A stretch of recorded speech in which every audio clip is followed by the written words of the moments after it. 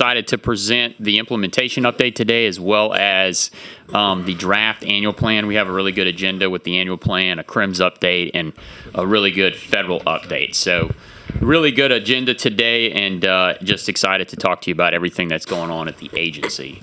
So with that, I'll jump on into the implementation update for January of 2025. And so, as we present every month, we like to go over the active projects. We'll be touching in the implementation update on actually a lot of things that you'll see in our draft annual plan, of which, we always highlight the active projects. You'll see in the draft annual plan that we're going to get upwards of 130 active projects across the fiscal year, but at any given point, we'll have over 100 active projects that we present in this slide every month. I think we peaked last year at 111. Right now we're at 106. And so one of the updates that you see here, since we presented in October and November of last year, is we finished 5 projects in construction and we started 2 new projects in engineering and design. And so some of the projects that we talked to you about, like Long Point Marsh Creation, that BudMat project, we completed that with the Corps of Engineers. The Section F burn with South Lafourche Levee District, projects like that were actually completed over the last 3 months. And so we were able to get to substantial completion, final completion of those. Those move off this chart, and then the goal is to obviously start new engineering and design projects and move those to construction. So we were able to do that, and excited about that. The numbers you can see there: 38 in construction, 64 in engineering and design, 4 in planning, and we'll touch on one of those in planning that moved from planning to engineering and design is the St. Mary Flood Risk Reduction Program, and we'll touch on that in this presentation. But always excited to see them go from planning, design to construction, and that's the goal. With that, as we jump into the implementation update, we always like to give a couple of quick updates on things that are in engineering and design, and then as well as construction. And so wanted to highlight 2 that are really important today. The first is one that we're actually starting some features on, and that is for a big program called the St. Mary Parish Lakeside Flood Protection Program. That's flood risk reduction with Mr. Hidalgo in the St. Mary Levee District, as well as President Jones, who's here today with St. Mary Parish. And so that one has multiple features. We've actually been working on that for quite some time, and we've got several other features that are featured in this annual plan, and we're kicking those off with dollars that were both part of the FY25 plan, and then the hope is to kick more features off as part of FY26. But the goal there is to provide flood protection and flood risk reduction for Morgan City, particularly on the lake side of Lake Palourde. And so a lot of features there that we'll be working with the parish and the levee district on. And so that's one where features are kicking off on the engineering design effort. The other is Bayou Cane Marsh Creation. And so this one's actually moving to final design. And so this is a really important project. It's got both CPRA features, that CPRA program that we've been working on for quite some time. And it's actually got an expanded component that with state dollars that will be used as mitigation for our project, the river reintroduction into Maurepas Swamp that we broke ground on. And so it's really unique in that regard that it's two actually components and being used as mitigation for that, which is actually being used as mitigation for the West Shore and Lake Pontchartrain project. So it's really unique, and we're really excited that we're able to get that done. That bid advertisement, as you see there, is set to open in the summer of this year, and then the estimated cost is right over $31 million. So we've got one with features that are kicking off in E&D, the other where we're moving to construction. So wanted to highlight those 2 for the board. In addition, want to just highlight some projects on the construction side. The first is the Manchac Land Bridge Shoreline Protection Project. And as you can see there, since our last board meeting, we were able to complete construction just late last year in November of 2024. That cost is right over $10 million. We're going to highlight the details and pictures of those projects in our February board meeting implementation update, but wanted to note that that is completed.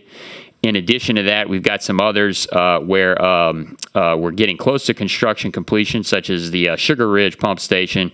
That's under construction. That is the pump station in Lafourche Parish. We're doing with the Lafourche Parish government, and that is under construction, set to be anticipated in by this year at an estimated cost of over $5 million. And then the two projects there on the bottom, you see the first is the Bayou Pigeon boat launch, which we highlighted late last year in our implementation updates. And so that is something that's in our draft annual plan. It's one of these key recreational use projects, and construction actually began on Monday. That estimated cost is a little under $3 million. We actually have a team out there today with the parish president of Iberville Parish, President Day, doing a walkthrough. We have a small media event we're organizing, and then hope to finish that project in the summer of this year with a ribbon cutting. And then finally, we have the Bayou Lucha Ridge Restoration and Marsh Creation Project. As you can see there, construction's underway. We're constructing those containment dikes, as we often do before the pumping begins. That's a marsh creation project that is awarded to U.S. Aqua Services, LLC, and has an estimated cost of a little over $35 million. So always good to highlight all of the activity that's going on in implementing these projects across the coast. With that, we've got two projects we want to highlight today in our implementation update. Both obviously are in this presentation, but are a big feature of the draft annual plan. And so wanted to take that opportunity to highlight these. And so the first of that is the Mid-Breton Land Bridge Marsh Creation and Terracing Project. You see there, it's in Plaquemines Parish, right there on the border of Plaquemines and St. Bernard. Benefits both parishes. It's just southwest of Delacroix, and so it's that Bayou Terrebuff area.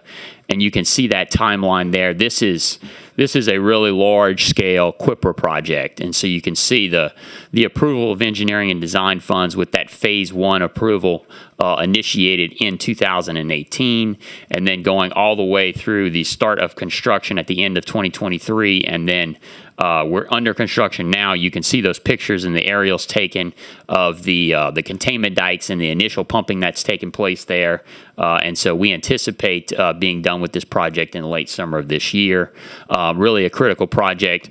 One of the key features of this that you'll see in the other presentation is it is a component of a much larger program, and that is the Breton Sound Land Bridge. And so we've got land bridges that we'll be talking about in the next presentation, but this is one of those key components of starting that land bridge process in Breton Sound Basin, and working with Mr. Lane and his team there in St. Bernard, as well as the Plaquemines Parish team. And so exciting to see this move forward. As you can see there, this is done with the support of industry. All of these projects could not be done without our industry partners. We've got a number of companies that do anything and everything from the cultural resources to the environmental work, the data collection side, the engineering and design side, and you can see all those firms. I won't list all of those. The general contractor in this case is Coastal Dredging Company, but all of these firms in Louisiana have done a great job at supporting our CPRA team and the CPRA program in that. And so just excited to have these industry partners help us to get these projects on the ground. And then with that, we've got our hurricane protection and flood risk reduction update. And so we've got really a critical project that I know Mr. Neil McMillan will mention in his federal update. But happy to tell you that the St. Tammany Parish Flood Risk Reduction Program was authorized in WRDA. And so, as Neil will tell you, WRDA of 2024 was approved by Congress and then was signed by the President in this month, just a couple of days ago. And with that came the authorization of this very large project, the $5.9 billion project to provide flood risk reduction and coastal storm management risk reduction in St. Tammany Parish. And you can see there with Chairman Dove's quote, this type of project really helps to showcase the fact that, Congress recognizes the need to provide flood risk reduction for our communities and the cost benefit that it provides. Actively providing implementing these flood protection projects reduces risk and really has a significant cost benefit and really is a game changer for our communities.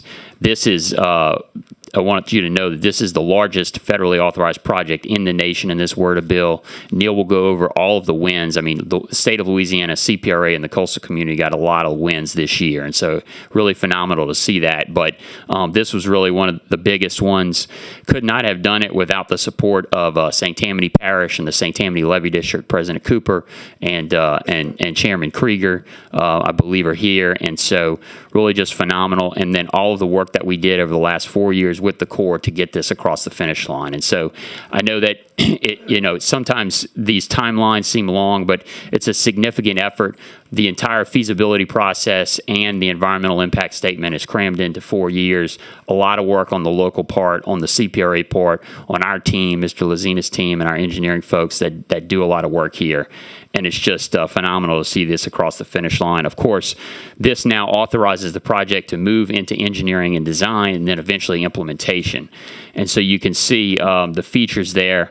I want to highlight that this is one of the more unique projects. It's multifaceted, so it has both structural flood protection, which is levees and floodgates, as well as non-structural, which is the home elevations. So similar to what we talked about in Southwest Coastal, the Corps of Engineers is able now to look at these multifaceted projects, and that's what this does. It provides protection across and flood risk reduction across the parish to over 26,000 structures. You've got a levee and flood wall system that's over 18.5 miles long, and then you've got home elevations listed in the program at over 5,500 homes, and then 827 non-residential structures.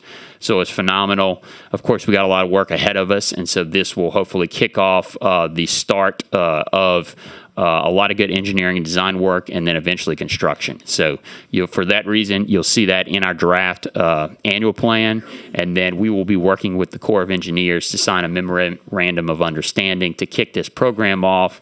That'll eventually be followed by design agreements and a project partnership agreement to start construction. So a lot of good work there. We'll be doing a lot of advocacy in Washington to get appropriations on this, but want to highlight that and then thank the parish and the levee district and the Corps of Engineers for all their support to get this across the finish line.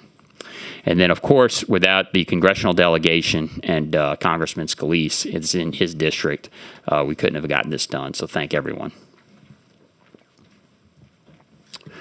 And then finally, we've got our CPRA updates and then our calendar of events looking forward. And so want to highlight, the first really mega event that we had in December of this year since our last board meeting, and that is the groundbreaking for the river reintroduction into Maurepas Swamp. I won't go into the details here. I know a lot of great comments were made at the event, but you can see really the partnerships there across CPRA, the federal government, local entities, and all the hard work that it took to get there. We've got a video here that I'll play before we move forward. The Mississippi River. For thousands of years, it roamed free, casting its life-giving sediment into the delta of South Louisiana. But man's efforts to control the river led to its once wide path being levied off, depriving the wetlands of its essential waters. The Maurepas Swamp is one of those wetlands. For centuries, its growth and energy were nourished by the abundance of fresh water and sediment flowing down the Mississippi River. Now cut off from its source, the Maurepas Swamp has suffered, left to stagnate, and slowly wither away. 1, 2, 3. Now, Louisiana's Coastal Protection and Restoration Authority is beginning a project that will restore this once vibrant ecosystem. The river reintroduction into Maurepas Swamp is one of the keystone projects to rebuilding a healthy coast. Located on the east bank of the Mississippi River in St. John Parish, this river diversion will revitalize over 45,000 acres of diminishing wetlands with nutrient-rich water and sediment, breathing new life into the Pontchartrain Basin and the surrounding areas. Restoring the natural flow of water also restores the natural flow of nature. This diversion will reinvigorate this critical ecosystem, creating a wetland teeming with life and restoring the habitat of birds, fish, and other wildlife that call South Louisiana home.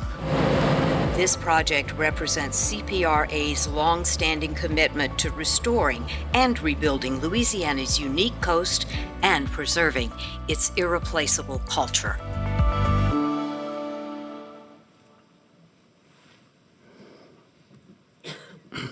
Yes, sir. Sorry. And I would just like to bring out on this river reintroduction in the Maurepas Swamp, this is a 2,000 CFS system that's going to be operated by 728 CFS into the Pontchartrain Basin, and it will not affect the water except about no more than 5% of the Mississippi water into this system. So it's a very unique, very good system that it's long coming, and I believe it's a great project. So I just want to add that to that presentation.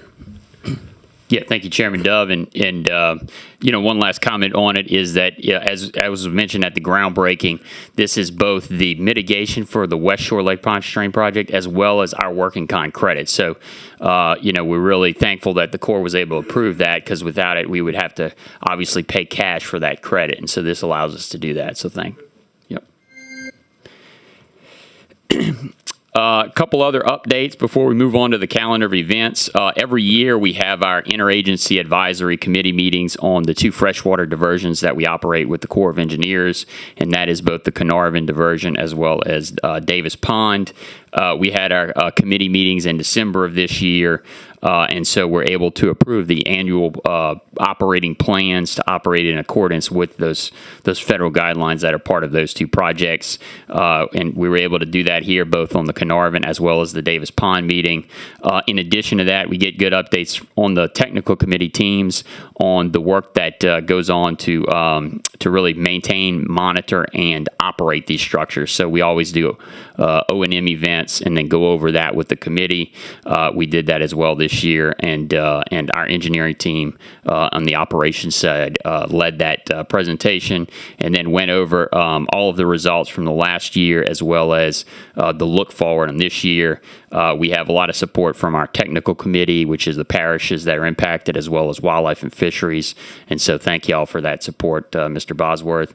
And so both of those plans were approved.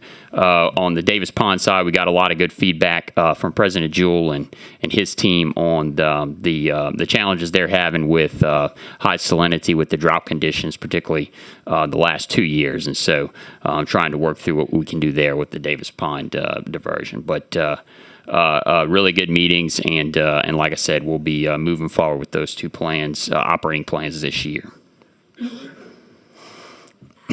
In addition to that, as we look forward, a lot of events between now and the next board meeting. We'd like to highlight those, and so the first of which is our CPRA task force meeting. This is our critical meeting every year where we approve the projects that are going from planning to engineering design and eventually construction, and then look forward on that priority project list. And so that will take place on Thursday, January 23rd. Mr. Lazina represents us there, and then we'll update the entire board in our next meeting on those activities.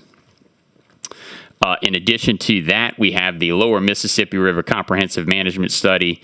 We have a public meeting that the Corps is holding on January 28th of this month. As you know, we've mentioned before, this is that 5-year, $25 million mega study on the Corps' evaluation of how to operate the Lower Mississippi River from Missouri all the way to the Gulf. And so this is that critical study. CPRA represents the state of Louisiana on this. The Corps of Engineers is actually going to come and give us a detailed update in the February board meeting for the CPRA board on all the activities. What we'll mention now is that, we've been going through scoping, and now they're going through the evaluation process or kicking that off. So this is just another critical meeting in that process. In addition to that, we have the kickoff of our draft annual plan public meetings. And so every year we have those across the state. Those will start on January 28th in Lake Charles. We have one January 30th in Houma. And then we prior to that, we on the 31st, we will be participating in the 15th annual Terrebonne Parish World Wetlands Day. That's an event to showcase how critical wetlands there are across the world. And every year, Terrebonne Parish hosts an event at the South Louisiana Wetlands Discovery Center, and our outreach and engagement team will be there to showcase the work that CPRA does. And so that's a really good event. But in addition to that, we've got a number of events that are taking place in February, as well as the other draft annual plan meetings. Those kick off in St. Bernard Parish with Cook for the Coast, and that is an event to raise money for coastal protection projects and coastal restoration projects in St. Bernard and at Dockville Farm. And then that's followed by our first free Sundays at the LSU Center for River Studies, where we showcase that center that we partnership with LSU on right next to the CPRA building. That's on Sunday the 2nd February. And then with that week, getting ready for the Super Bowl, we are supporting an event that CRCL, the Coalition to Restore Coastal Louisiana, is having to provide sustainability and restoration in Louisiana, in the New Orleans area, of which one of those is the Leeville Living Shoreline Project that they are doing on Monday, February 3rd, and we will be there to support them in that effort. Mr. Ethan Melanson is here if you have any questions, but that's a really good event to showcase all of the coastal work that goes on in Louisiana to the Super Bowl and the Super Bowl Green Initiative. And then, like I mentioned, we've got our other two annual plan meetings on February 11th in Jefferson Parish, as well as February 12th virtually.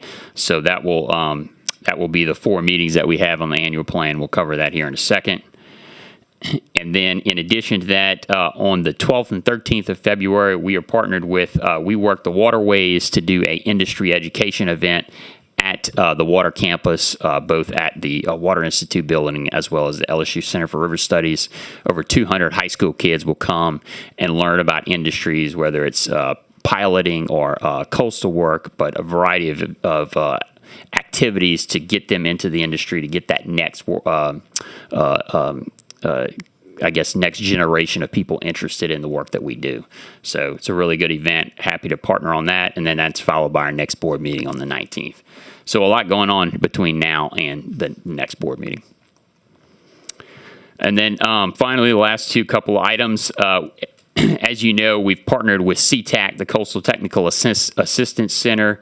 That is one of our big initiatives. They help support us. One of the things that they do is to try to allow us to network with people in the industry, the consultants, the professional services, the engineers, and a variety of other contracting mechanisms. And so every quarter now, we have consultant meetings where they come in and tell us about what they do. People getting into the industry that want to meet us. And so it's a really good networking event. That next one is February 20th. If you haven't, please sign up so you can participate. And we'll be doing another one in the second quarter of this year, early second quarter. So they've been really good. We've been really excited to have those and kick those off. And so you've got that QR code you can scan to participate or go to CTAC's website. And then finally, I'll tee this up for Mr. McMillan. We've got the big Shores Congressional Fly-In every year, as the board knows, and everybody has supported us on this. And so it's really been fantastic. We've got the next one that we are targeting in March of this year, March 25th and 26th.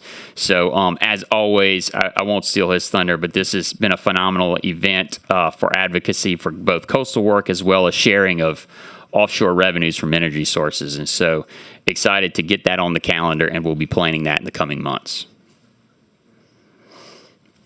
And so with that, I'll take any questions, but thank you for allowing me to do the implementation update. Any questions? Yes, Mr. Bourgeois. Great presentation. Looks like we got another great year coming for CPRA for sure. In your summary of the microphones off there. Mike. Let me see. It should be on. Buttons lit up here. Try it now. There we go. Okay. Great presentation. Going to be another great year for CPRA, and appreciate the detail in this. In the summary of the 106 active projects, we've got 11 in the others category, and I was wondering if you could, especially those that are engineering and design, if maybe we could think in terms of what some of those others were, just to kind of don't fit into the rest of the categories. Yeah. Yeah, I don't have that off the top of my head, Mr. Bourgeois, but I will get that to you. I know you've got, I could go back to it, but I guess there are some living shoreline type projects that go into that category for That really sure. was what I was Yeah. trying to find, not necessarily specific projects, more than just what sits outside of the rest of Category. those categories. Yeah. Yeah, I will get those categories, and we'll actually highlight that in the February meeting so that everybody's aware of that. Okay, cool. Thanks. Yep. Okay, any other meetings? Yes, sir, Mr. Davidson. Glenn, thank you again for the presentation. So you mentioned the Lower Miss study, and again, shout out to Mr. McMillan for planning a wonderful trip, although the weather did not cooperate on that trip. We had some members from the Mississippi State Legislature come down and speak with the Corps with us on that Lower Miss study and where things stand right now. So currently they got $25 million to move forward with that study, of which they identified as not enough. But as part of that conversation, we looked at opportunities to maybe do some spinoffs and try to identify ways that we can move it along a little bit quicker. Can you kind of give us and everybody else in the room a brief update on how that conversation went, and then also talk about how CPRA can play a part in that role of spinning off some studies and getting some things done quicker so that we can show to Congress that there is value in this study? Yeah, thank you, Mr. Davidson. You're right. We so as the board may remember, this is a partnership between all of the states along the lower Mississippi as well as the Corps to do this study. It's 100% federal. And so the Corps, obviously it's a massive effort. They're looking at anything and everything on how to manage the lower Mississippi with the flexibility in the split at the old river control structure, how to operate the Bonnie Carey. And so this was an opportunity for the two states there that are impacted by the Bonnie Carey spillway to get in there and understand what the Corps is doing as they kickstart this study. And so we had a good meeting on that. One of the things is that obviously this is a massive effort. So $25 million may need to be increased to really explore anything and everything that we're talking about. But with that, there are opportunities that they identified through the authorization of this study to do spinoffs. So if you've got, I won't mention examples. The Corps will probably go into that next month. But Major General Kelly did tell us that there's opportunities for them to do spinoffs to get to construction on certain features early, so that you're not waiting for the entire 5 years of the study completion effort before you're going to get a piece or a component of that authorized to move to construction. And so that was the goal of that. And so they're exploring that. And so you've got bigger pieces of it, like the old river, that may take longer to evaluate, but you've got components within the entire reach of that they may be able to build that they know they have shortcomings on, or just pieces that need implementation efforts or additional MR&T dollars. And so that's really the goal, is the features that they know that they can get to in construction, can they spin that off and get there early? Yeah, and I think that's really important, because when you look at the federal appropriation process, sometimes it works, sometimes it doesn't. Mm-hmm. At the end of the day, the Corps does spend money to study things, but may not spend money to construct them. And so any opportunity that we can take advantage of to use federal dollars to move forward with projects that show benefit, I think is going to be pretty critical to the master plan, and also to the partnership that we have with the state of Mississippi. So thank you for that update. Yep, thank you. Any other questions? Seeing none, go ahead. Thank you. That's the end of the presentation. Thank you. Thank you. And, also, I'd like to give out a shout out to Executive Director Glenn and all the folks from CPRA. They really worked hard on this. I believe we've hit every parish. I think we got most of what the parish presidents wanted, legislators wanted, ports wanted, levy boards wanted, and we really reached out to everyone. And, so please take a look at the annual plan and, let us know what you think. And, but like I said, Glenn and his team really did a great job of making sure all coastal parishes had basically what they were trying to get them, what they wanted, what projects, and to move forward with it. Thank you, Glenn. Thank you, Chairman. So with that, appreciate that intro, Chairman Dove, and like you said, working with all of the parishes and stakeholders, what we want. I welcome Joe Weibel and Brian Lazina up here. Brian is our Chief of Planning, and Joe Weibel is our Project Management Administrator, who they really help us put the plan together along with the rest of our team. And so I want to welcome them up here. But with that, I will jump into the presentation for the draft fiscal year 2026 annual plan. And so really excited, as you saw in the implementation update, to present all the activities that are going to go on this year, but also, everything that you look forward to in the draft fiscal year. And so before we jump in, one of the first things that we want to highlight early and then again at the end is that this is really a public process. And so everything that we do, we want public feedback, obviously getting feedback from the CPRA board that we're here today to talk about, and then our stakeholders, our parishes, our levy districts, and then the public. And so we've got 4 ways that you can provide feedback: email, online, mail, and then in person when we do our public meetings. And so any and all of those are good and great, and so we want to encourage that and mention that before we jump in. And then with that, as we just went through on our calendar of events, we want to go through the timeline of how this works. And so as many of you know, this is a multi-month process, and so that starts today. And so today is the day we present the draft. And so really it's the early vision of what our draft annual plan will look like.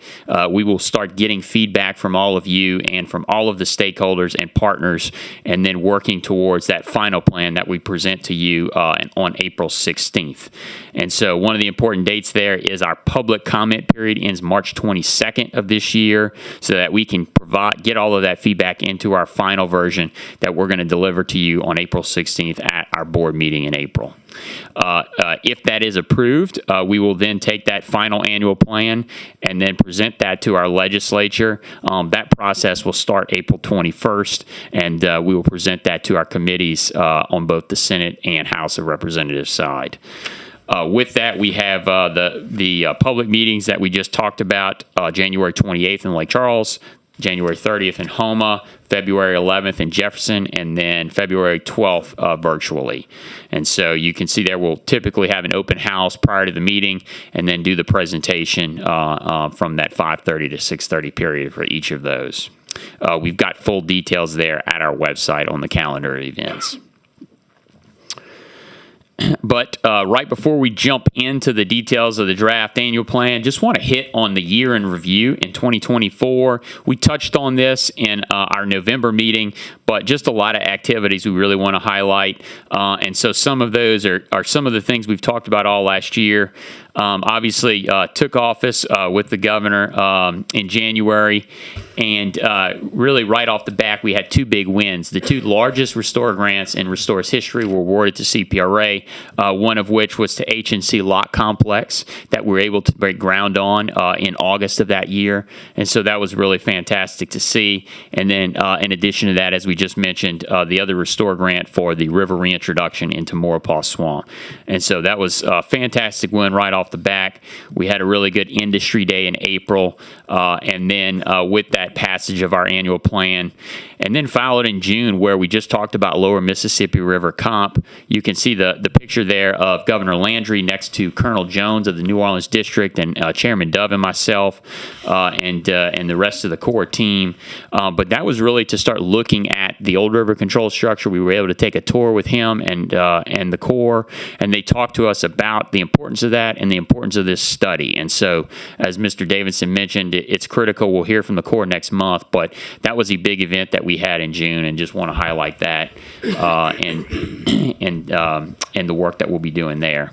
As we went into the fall, we had the unfortunate event of Hurricane Francine, and so we made it through that and began recovery. Of course, hopefully we'll have some good news out of that with some funding for some critical projects, we hope, of this year. But beyond that, had more groundbreakings that we'll mention, both in Southwest Coastal as well as in Homa with the Reach A levee.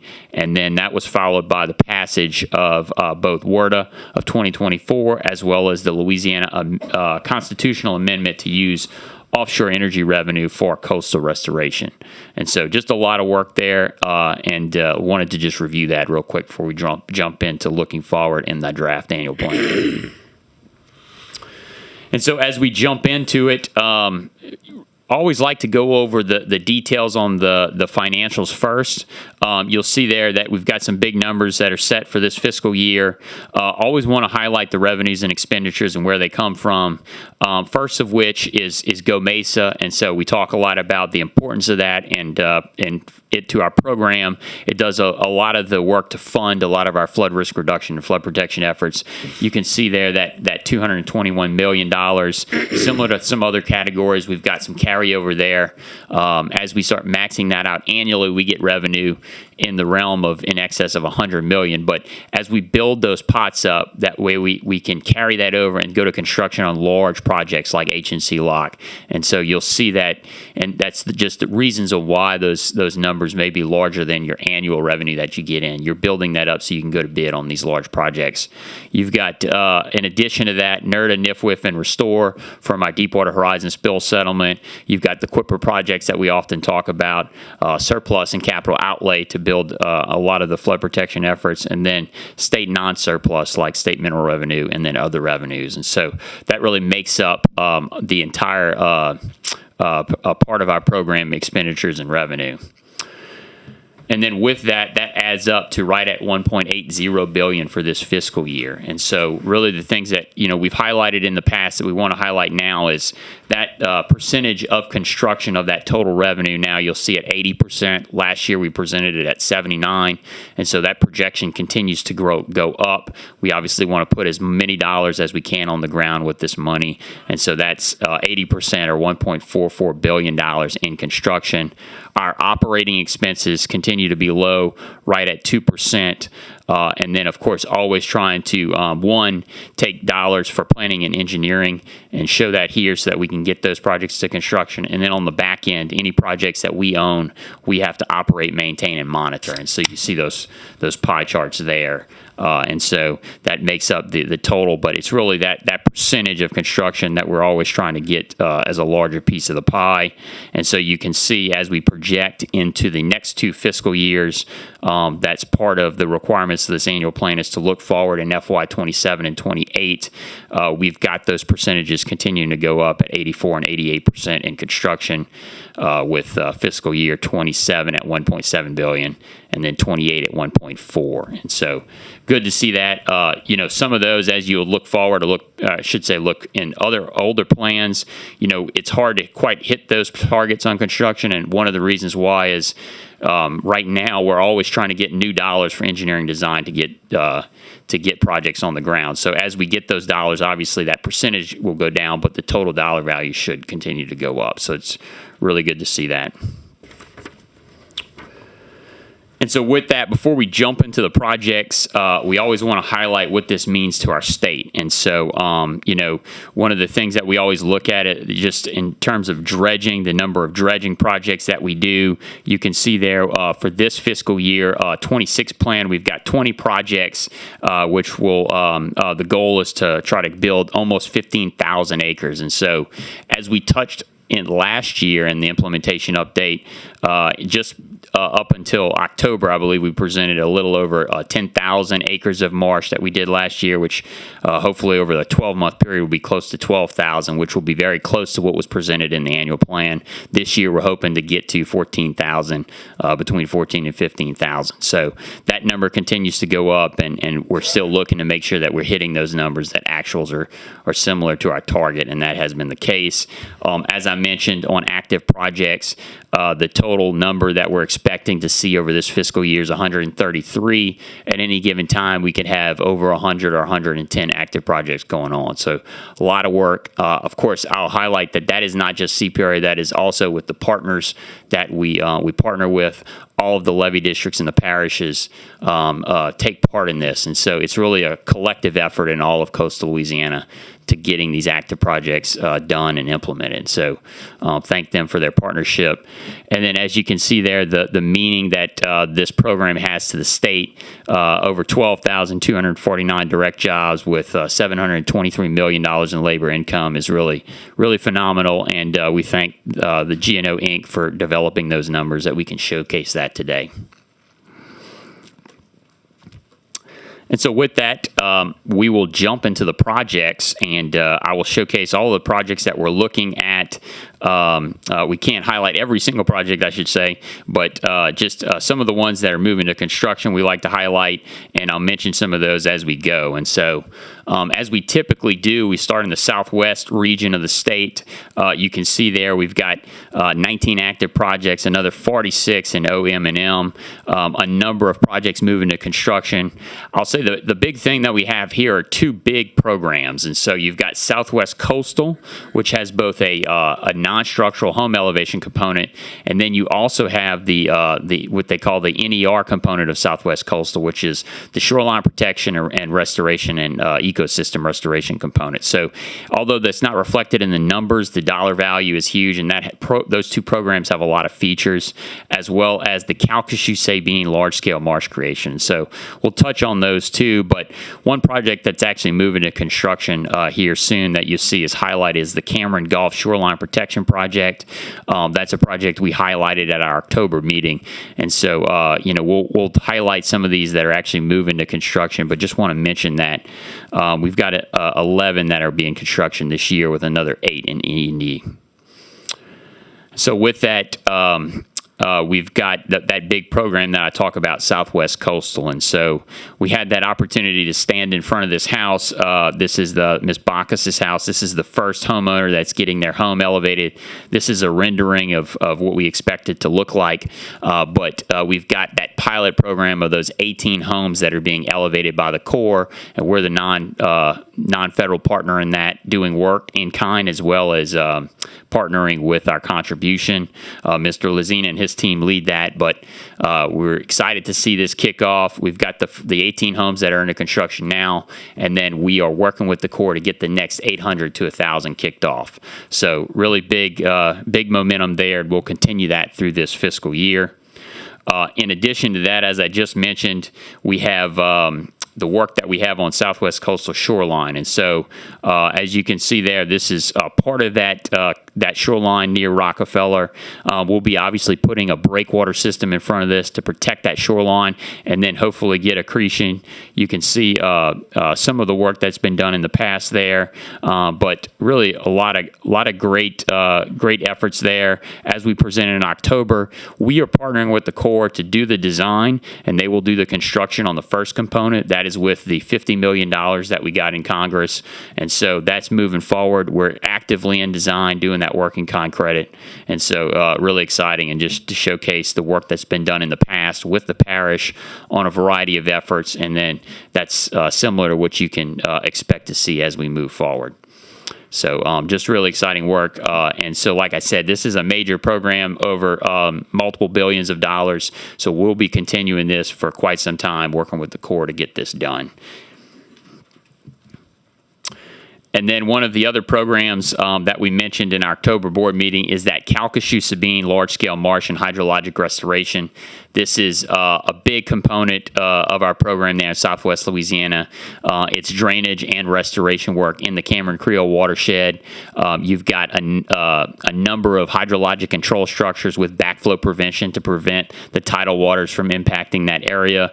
You've got marsh creation and other things. This is all being done with Restore Bucket 1. It's $261 million, so it's a really big program. It has multiple features or multiple projects, and so really good to see that. This is a rendering of one of those hydrologic control structures, but we're going to construction with this project in this fiscal year, hopefully this calendar year. So really excited to see that move forward and the work that will go on there.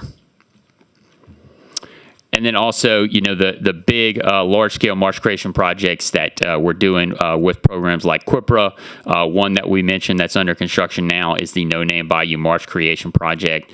And so projects like this will continue to be constructed across the state in this fiscal year. But this is just another example of building hundreds of acres of marsh with our partners here, our federal partner in NOAA here. But that's exciting to see that move forward, and that will continue throughout this fiscal year. So with that concludes the overview of what we're doing in Southwest Louisiana. I'll move on to South Central, followed by Southeast. As we move to South Central, just highlighting some of the things that we just talked about. So we just were down in New Iberia for the first time, highlighting a lot of those projects. We've got really good efforts kicking off in projects like White Lake Restoration, as well as Marsh Island that we just highlighted to the board in November. But we've also got the big efforts to do flood protection and flood risk reduction in South Central Louisiana, which is in Abbeville and Vermilion Parish, followed by Iberia, and then St. Mary. Of that, we've got some construction kicking off in Iberia. You see those components highlighted. Those are all parts of the Iberia flood protection effort. That's the Rodair Canal water control structure with those other flood protection efforts in Little Valley, Rutten Hill, and Rutten Rill, and Stumpy Bayou. And so all of those are moving to construction here soon. But really a lot of good work beyond that will be going on in engineering and design, followed by construction on White Lake, Marsh Island, and that South Central flood protection work. But of course, we've got major components that will be under construction throughout this fiscal year and beyond. The first of those, part of that Marganza to the Gulf system, you see there the governor addressing us at the really large Homa Navigation Canal lock complex and that groundbreaking. So that was really a fantastic event in August. That's over $300 million, really the key feature of Marganza to the Gulf. Highlight that again in this annual plan and the importance of that to that system, to that 98-mile system. With that, I highlighted earlier and last year is that Bayou Pigeon boat launch. This is one of these really big rec use projects that we're doing with Iberville Parish for the Atchafalaya Basin system. This is really the gateway to the Atchafalaya Basin. It's one of the most widely used boat launches. We're excited to see those improvements take place, and that will be done and hopefully finished towards the I guess beginning of this fiscal year. And so you'll see some dollars in there to get that completed for those expenditures. But we'll continue to do rec use projects like this, and in particular as part of the Atchafalaya Basin system. And then, of course, I mentioned Marganza to the Gulf, the HNC lock. This is Chairman Dove addressing us at the Reach A groundbreaking. I'll say that this is really collectively, Marganza to the Gulf is a big component of both Terrebonne and Lafourche Parish. The work that we're doing there is obviously represented in our annual plan. We've got a number of features, including this. We've got our state and local effort that we're doing with the Terrebonne Levee District and Mr. Alford to do the additional segments of Reach A. You've got the work that we're doing on the other side of the system with Mr. Bourgeois and his team at North Lafourche. And so it's really closing those big gaps in the system.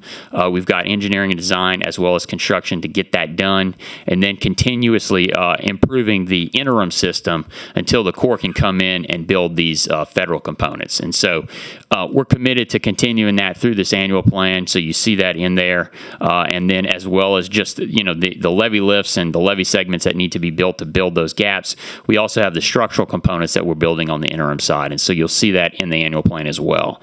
And so this is really kind of collectively representing all of that work that you see in the annual plan for Marganza to the Gulf. And then as we move to the southeast region, a number of projects there, some of which we just mentioned, like Bayou Cane and Sugar Ridge and implementation. We've got the ongoing work there with Grand Bayou Ridge and marsh creation. But we also have other work I'll mention here, like that's going on with the Upper Barataria Risk Reduction System that's critical. We've got one of those projects, the Sunset Pump Station upgrades and frontal protection, that'll be going to construction with President Jewell in St. Charles Parish. We've got all the work that we're doing with the Corps in Plaquemines Parish, New Orleans to Venice. So just a lot of efforts there, one of which we highlighted last year, and really want to highlight again is the Chandelier Island restoration in St. Bernard Parish, one of our large restoration projects. We're actually working right now on the construction side to kick that off. We've got a pre-solicitation meeting on the CMART today as we speak. And so really a big project there. And then in addition to that, in St. Bernard Parish, we've got the work we're doing with Mr. Lane's team in Lake Leary Marsh Creation Phase 2, as well as the St. Charles Cousins Pump Station and for the Upper Barataria Risk Reduction System as well. And so a lot of activity there with all of the other projects that you see, 77 active projects, 44 in construction, 29 in E&D. And so just to highlight a few of those, and so the first of which I know we've talked a lot about, but always like to mention is our largest marsh creation project in history is that Lake Bourne Marsh Creation at over 3,100 acres. This is a view of one of those cells that's being completed. That will continue throughout this fiscal year, trying to get to completion by the end of this fiscal year. And so continue to keep you updated on that. But that's obviously a big component at over $115 million for that project budget. And so this is just a quick video. And so you can just see the scale of the project. As we've mentioned in the past, we're borrowing the material from Lake Bourne, pumping it into these cells that are also part of that broader Mr. Go ecosystem restoration area. And so it really provides that buffer to those communities in that region. But it's 8 marsh creation cells at over 3,100 acres. And so really excited to see the progress there.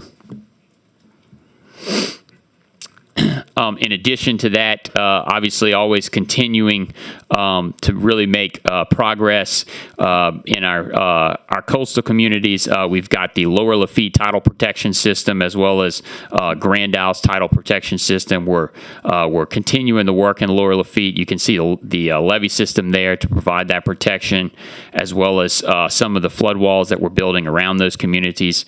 Obviously doing that in sensitive areas like this to showcase some of the work that's been going on there. We've got a variety of those features that are completing construction this fiscal year and others that are starting, as well as communities like Grand Isle where we're moving forward with some of the back barrier island protection.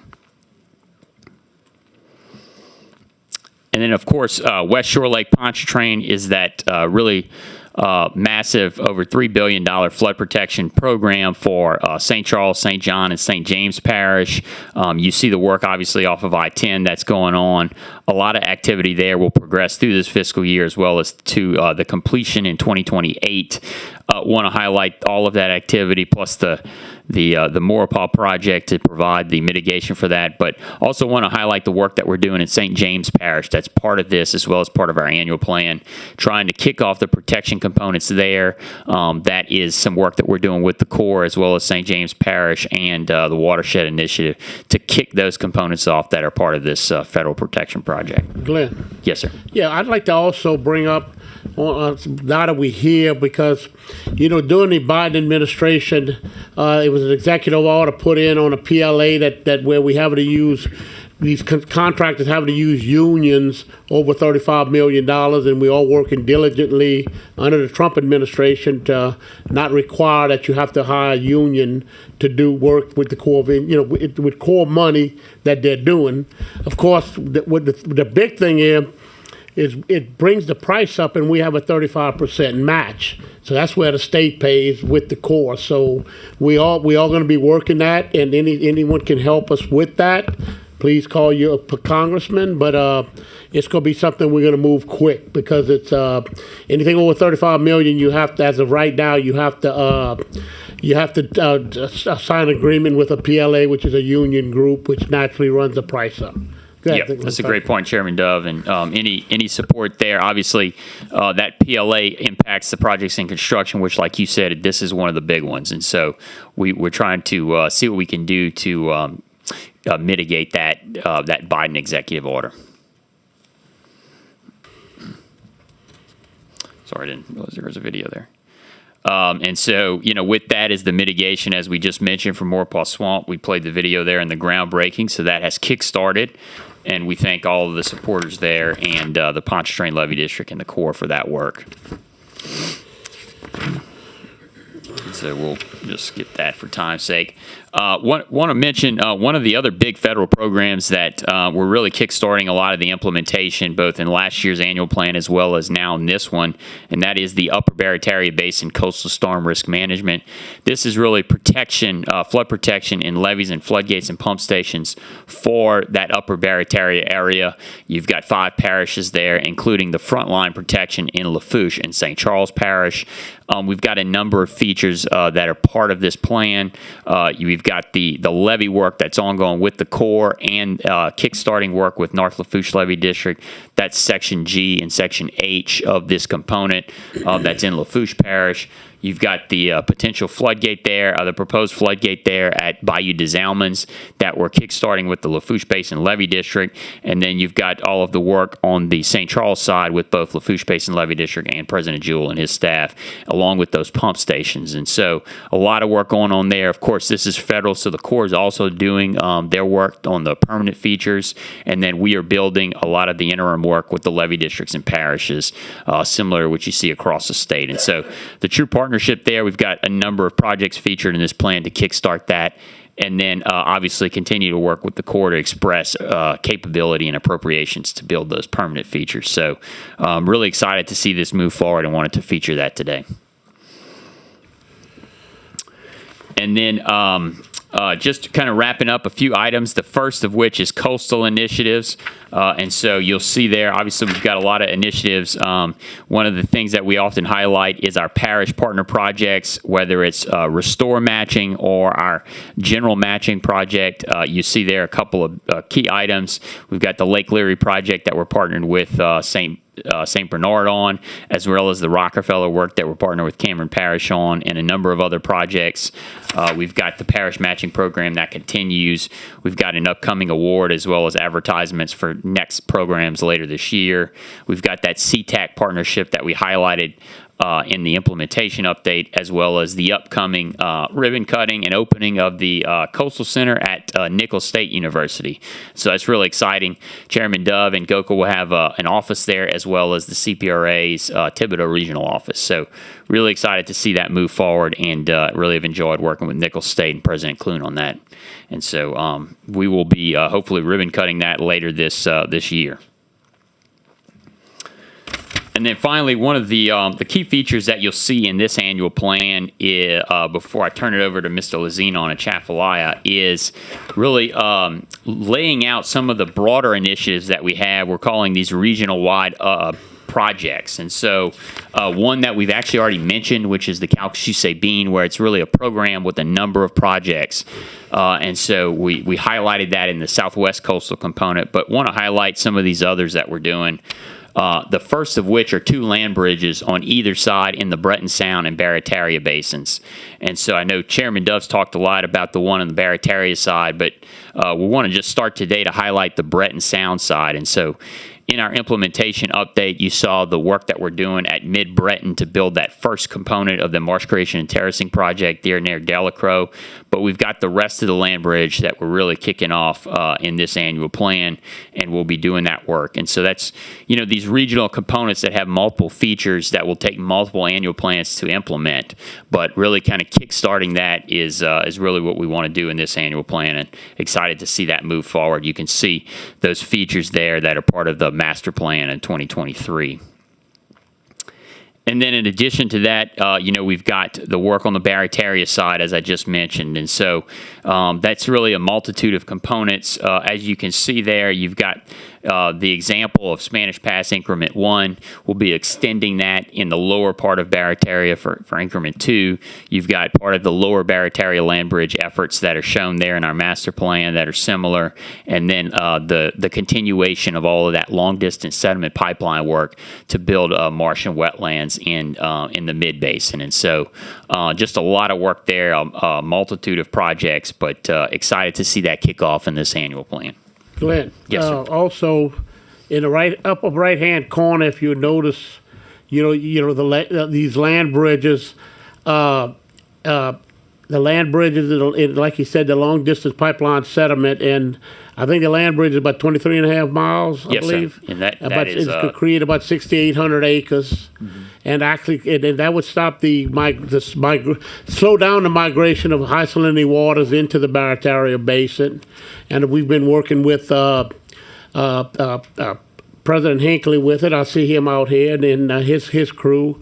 And then the pipeline sediment up in the right-hand corner is a long-distance pipeline sediment out of the Mississippi River, along with we're trying to kick back off the Myrtle Grove, where we already have a footprint of the original Myrtle Grove, and extend that. So we've got a lot of things going on in that area of Barataria. Thank you, Glenn. Yeah, thank you. Yeah, as you said, there's a lot of activity that's been done there, so we're building on all of that. You know, NOAA just finished a large project with NERDA dollars, and so the continuation of that is really what we're looking to do. So it's really good.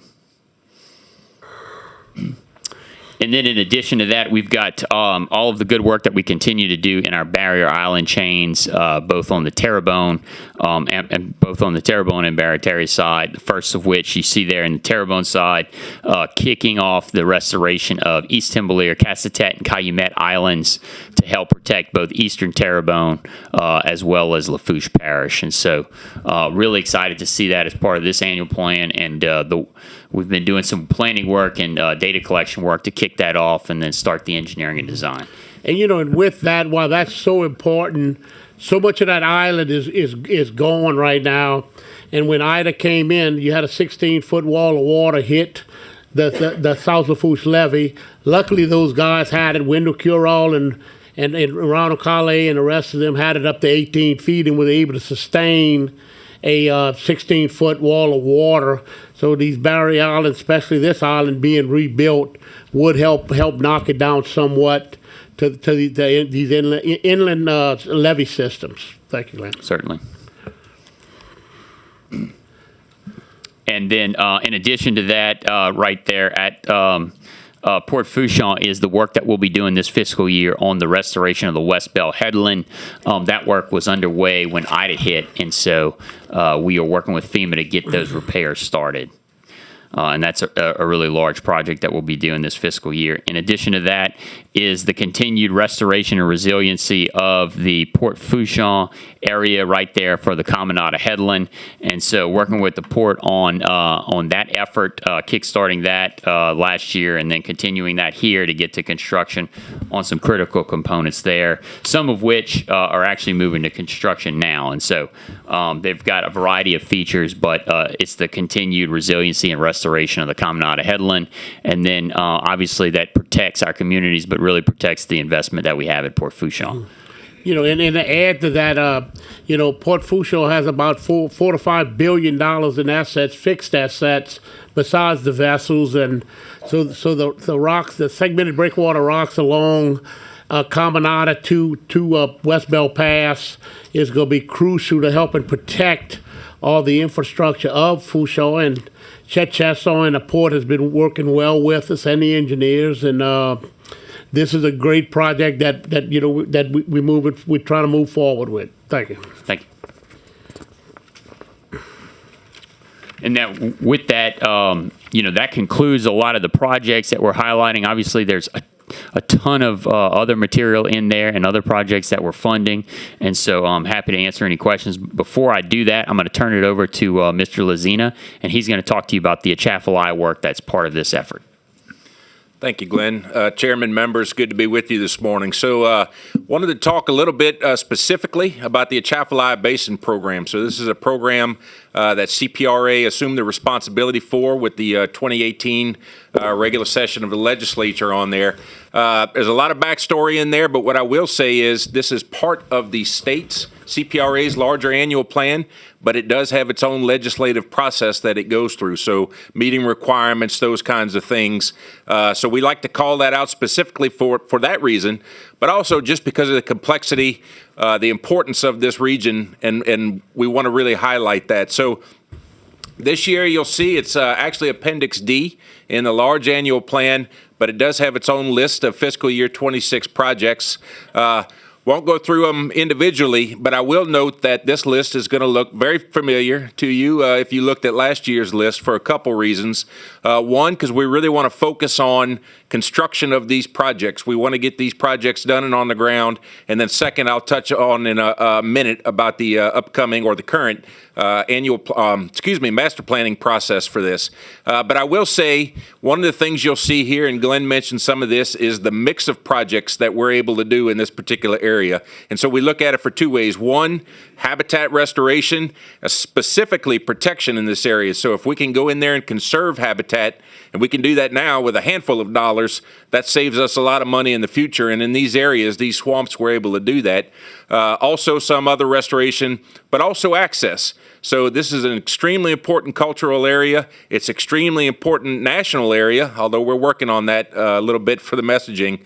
But we want people to be able to get in there to carry that message, to be able to do that. It's economically important to the state of Louisiana as we hopefully rush into crawfish season, specifically coming up here, but also for the fish and wildlife habitat. So you see a mix of those restoration, creation projects, but also a couple other things, boat ramps. Bayou Pigeon was mentioned that we're really excited about. That's an extremely high use area that is important to the families of a lot of individuals in South Central Louisiana.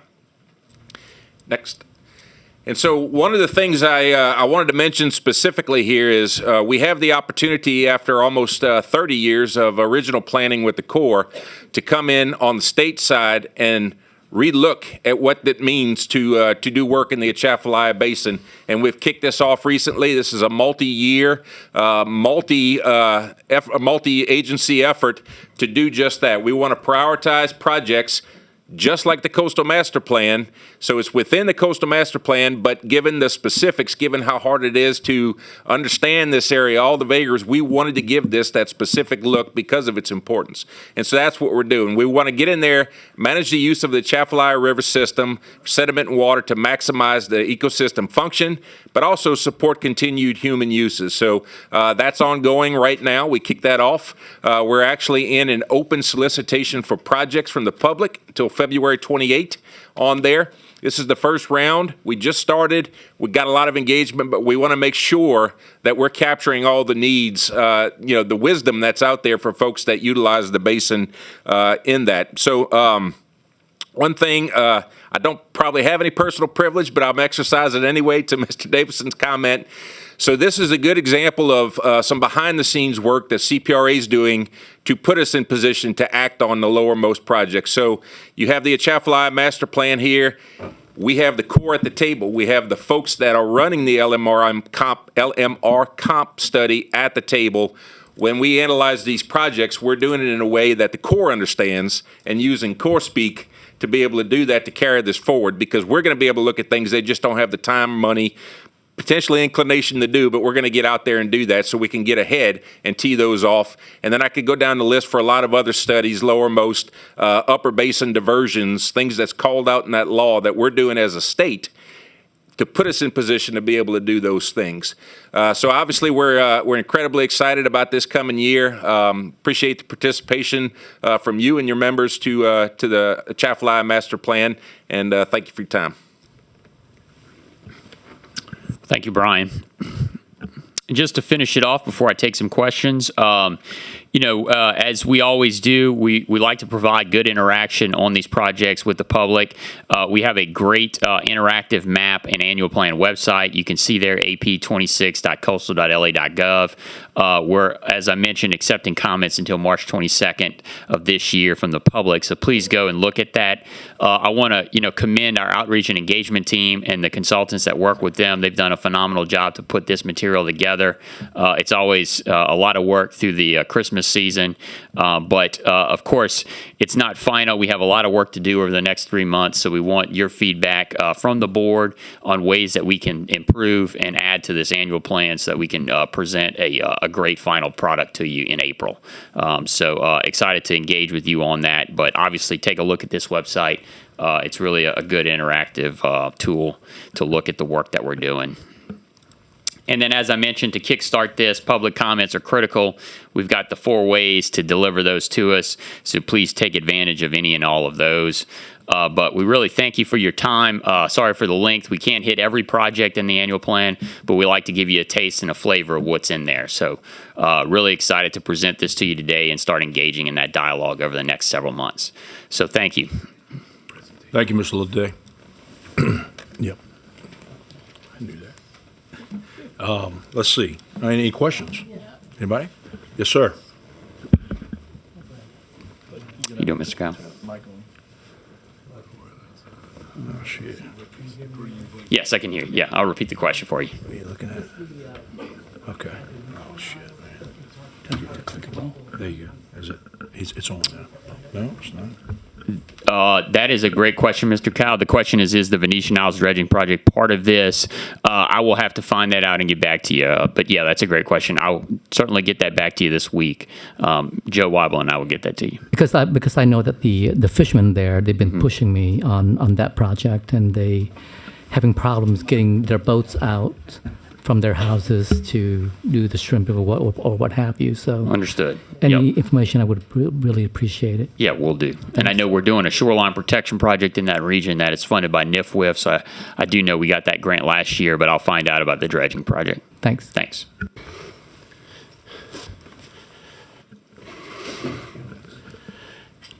Any other questions? Bill? Okay. Have it on. Okay.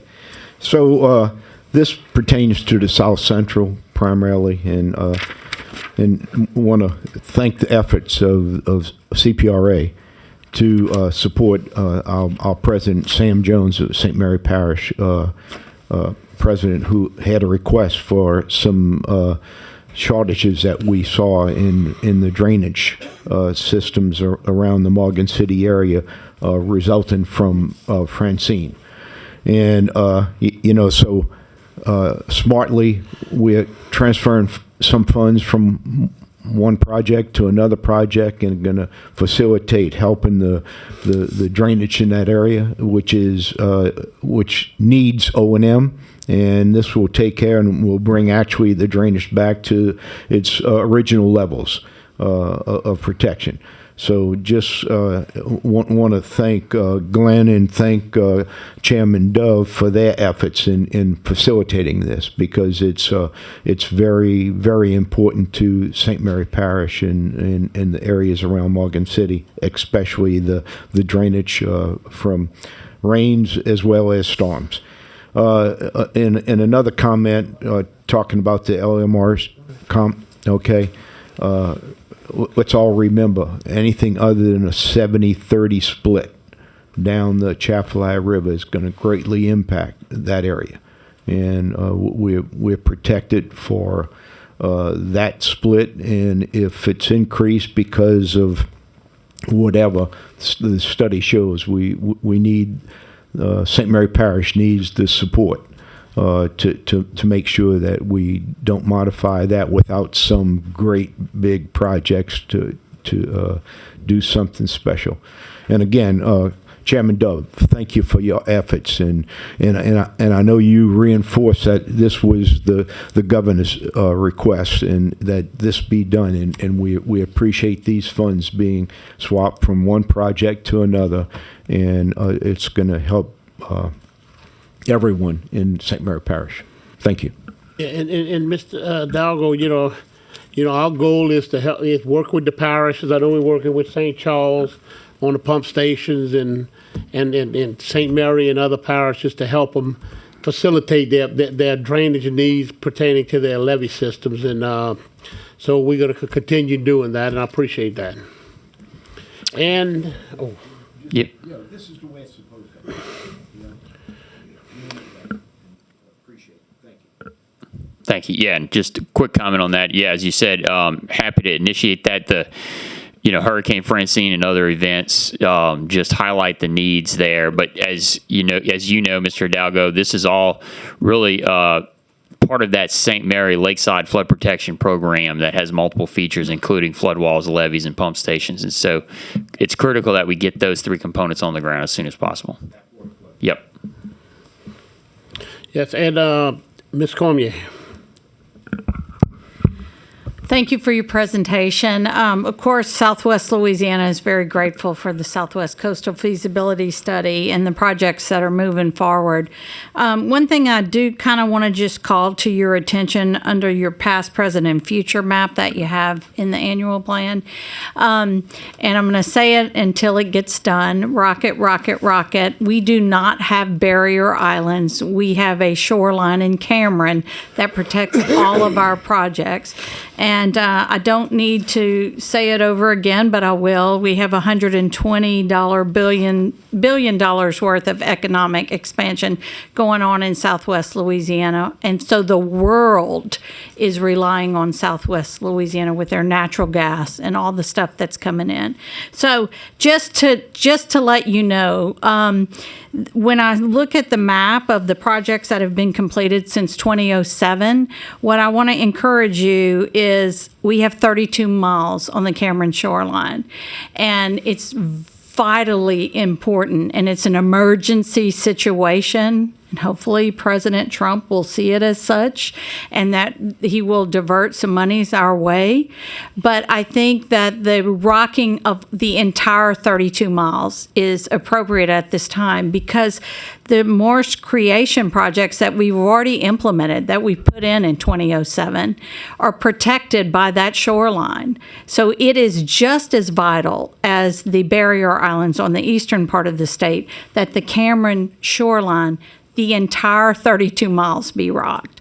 So until we achieve that, at every meeting, you're going to hear me say what I say, which is rocket, rocket, rocket, because that is so vitally important to the future of not only Southwest Louisiana, not only to Louisiana, but to the United States as a whole and worldwide.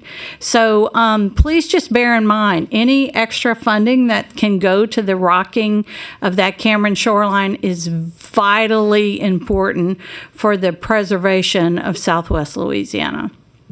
Thank you very much. Thank you, Ms. Cormier. And Ms. Cormier, I agree, because I agree 100%. I mean, we've had success in Grand Isle on the east and west end. In Terrebonne Parish, we have Raccoon Island, which is very successful, that rebuilds itself within 2 years after hurricane. And of course, we have the Rockefeller, which has been very, very successful. So we do plan to continue that going. And another thing, we all on the Grand Isle end, we all working with the Corps. We went ahead and did we did some of the engineering and all indications are we should finish putting the segmented breakwater rocks on Grand Isle next year. Of course, the Corps is the Corps if they get a hiccup or something, but they really expedited this, and I want to thank Colonel Jones on that. And that was one of our priorities, to get that rolling. I believe they have $40 million in federal monies to move forward with it, and they should be they were looking at bidding that around May, and that's what's so important about this PLA situation, because anything over $35 million, right? They've got to go union. So we've got some projects coming up that we need to work on our new president and make sure that he does an executive order and do away with the union PLAs. And so, no, we got a big program. And the other thing, Glenn, is just to make sure that in your BCA, that the projects that are already in place on the ground, that those rocks will protect are also incorporated in that benefit cost analysis, because that's so important. Like a lot of these projects, I'm seeing there's no Cameron shoreline at all protection down there. And the rocks that were placed many years ago down in Cameron survived numerous storms. So we know it works on our area and our soils. So please, if you can just pay attention to that as we're moving forward as well, I'd appreciate it. Certainly. Yep. And one other project I'd like to talk about is, we've been working with Vermilion in Iberia and St. Mary about a levee system from Vermilion to St. Mary Parish with a couple of floodgates in it, and that's really crucial for that area. They have no systems, and so we all working on that with Iberia and Vermilion, and of course I've talked to Mr. Hidalgo about it, and so we are moving on that. So we, like I said, we're doing a lot of other things besides coastal restoration on our hurricane protection system. Certainly. Well, thank you for the time today and appreciate it. Just want to make one mention. So you might be the first time you hear it, but it goes together with those other levees, and we call that effort in St. Mary Parish levees west of Sharonton, just so you can identify. Okay. You remember it was 2 words. Okay, well, levees west of Sharonton. That's our next cry. Gotcha. Thank you. Understood. Thank you, Mr. Hidalgo. The 2 words would be Bayou Shane, huh? That's right. Thank you, board members and Chairman Dove. Thank you. Oh, look, thank y'all very much, Glenn, and great presentation, all of y'all, and thank y'all for your time and effort that y'all put out.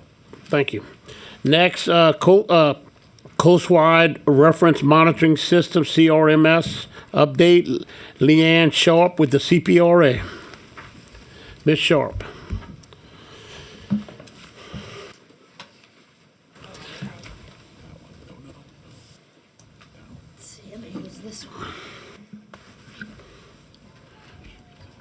All right. Thanks for having me today. I'm Leanne Sharp from CPRA's Lafayette office. Perfect. Lynn asked me to come update you on the Coastwide Reference Monitoring System. You said some of you are unaware. I'm sorry, I'm thirsty. Let me top off first. So we're going to go through kind of some programmatic notes, kind of where that started, where that came from, and what we're doing with that. And then I can't help but get into some of the data. I'm going to use as much restraint as I can, but we're going to show you a little bit.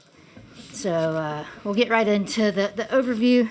Like I said, we're going to do kind of a what, why, and how, about CRIMS. We're here 16, 17 years into the program, so I can describe that for you. And then we'll get into a little bit of the data set. So what is it? It's a network of 390 sites coastwide. They were randomly distributed when we established them, and so we use them to kind of define coastal change in Louisiana. So it was initially funded by the CPRA program to support the monitoring of their projects. It's also supported by NERDA Restore Act funds now. It's implemented by CPRA and USGS through contractors. The data are made publicly available and are used extensively throughout, coastal. The data are used by everybody. And then one main point about the network and what it is that it was randomly distributed, and so you might wonder why we put that there. And the nature of CRIMS is we didn't put it there. We used randomization to distribute them across the coast, proportional to marsh types and basins. And so because of that, we can use the data to make inferences about marsh types and basins. If we had constrained it to just where we wanted it, we could only really make inferences about those limited areas. And so it's cool.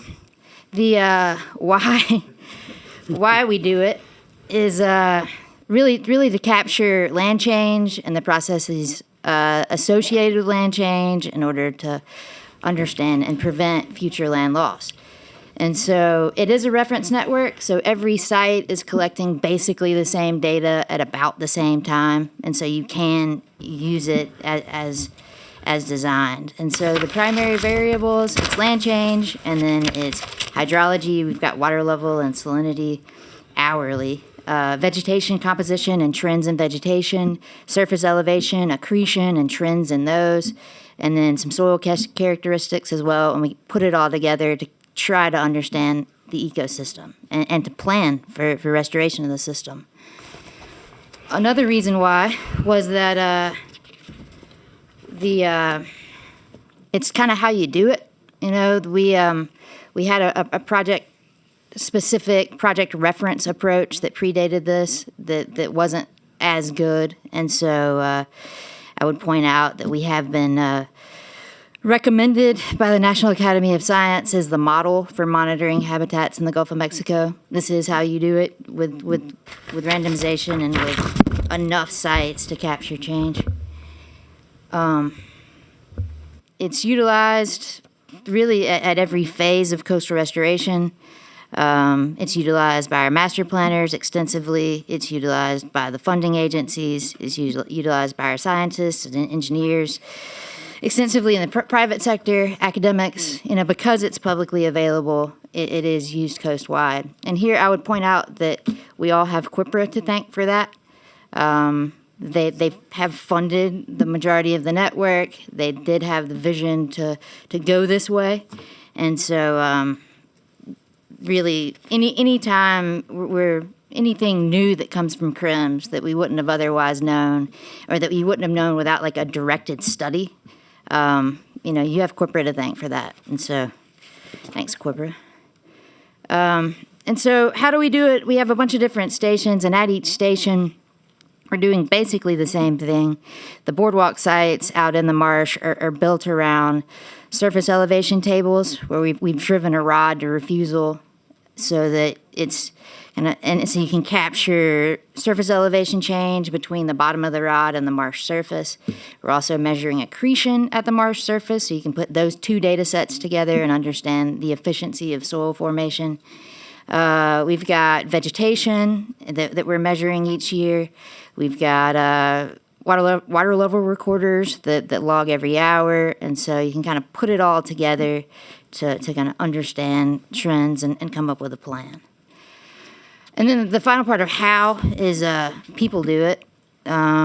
We've got contractors that have 5 field offices. Our current contractor has 5 field offices and almost 40 full-time staff that are out there right now collecting surface elevation change data at least 5 sites, I would imagine. They're out there all the time collecting data, and we appreciate that. And I guess I'd point out that, it's become an enterprise of sorts.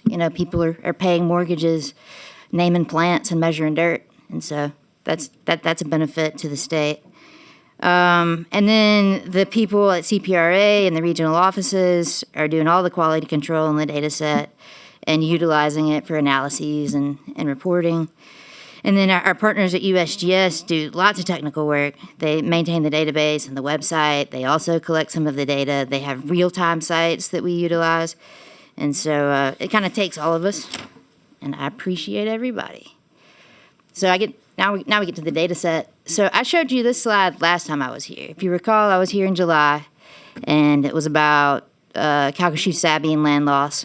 And I showed you this same slide because this is a good sea level slide. And you kind of have to start with a good sea level slide in order to frame what we've seen in the CRIMS time frame. And so this is Galveston since the 1950s, and I've kind of put the CRIMS time frame in a box in both the sea level rise, and then that chart to the right is variability. And that one helps you see the cycles. There's a cycle in the Gulf of Mexico where it's relatively low water for about 20 years and then relatively high water for about 20 years. And so that low water period is from, kind of all of the 90s, and then it switched in 2011. And so the network was fully built out by 2008, and so we captured that switch. And there was sea level rise acceleration. It went up really fast. Starting in 2011, and we really felt it here in 2016.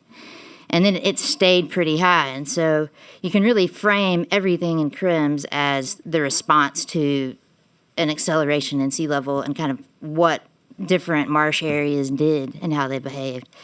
That's been really interesting and not what they told me in grad school. But so here it is. Here's water elevation.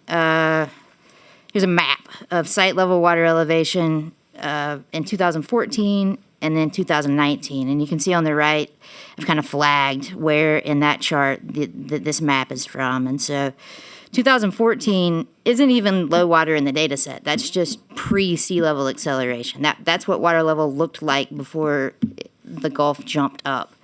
And then 2019 is the peak. That's about as bad as it gets. And so at that point, Water levels up coastwide. You can see even at the Gulf, at the tidal fringe, it's up, and then it stacks as you go inland. And so water was up coastwide average 0.6 of a foot between 2014 and 2019. And then if we get into, this is 2014 to 2023, that's the difference between pre-acceleration and drought conditions, the last drought. And you can see that, like, that's new low water. 2023 was arguably low water. It's the lowest water we've seen recently. And it's a good 0.3 of a foot above where it was in 2014. That's on average coastwide. And in some areas, like Chenier Plain and Palmetts, it's even higher. And so low water is higher than it used to be. And the Gulf of Mexico has a cycle of rise and then relatively low water. And so we're experiencing floods and droughts in a high water cycle. And so it's up at the coast and it's up coastwide. We definitely see it. Like, I deal with a lot of marsh management and structural management in western Louisiana. And so I'm super aware of what sea level is and whether or not you can move water.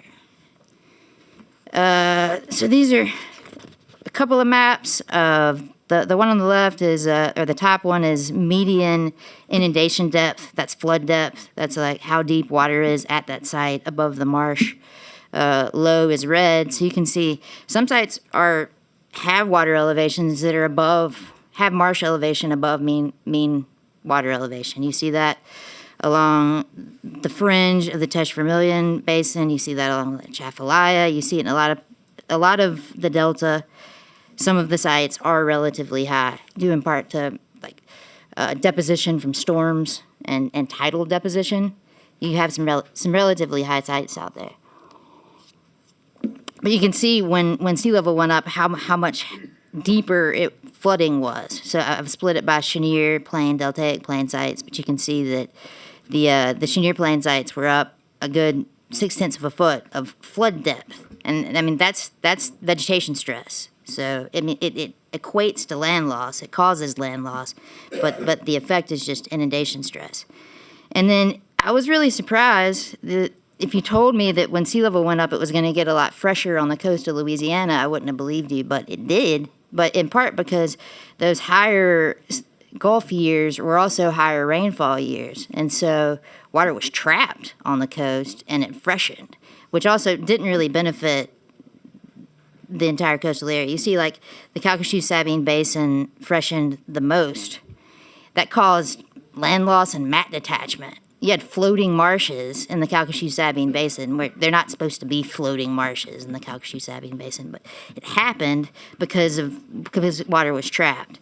And you can see the only part of the coast that really got more saline in this time frame is the part in the lower Deltaic Plain, lower Barataria Terrebonne, where there is no freshwater connection.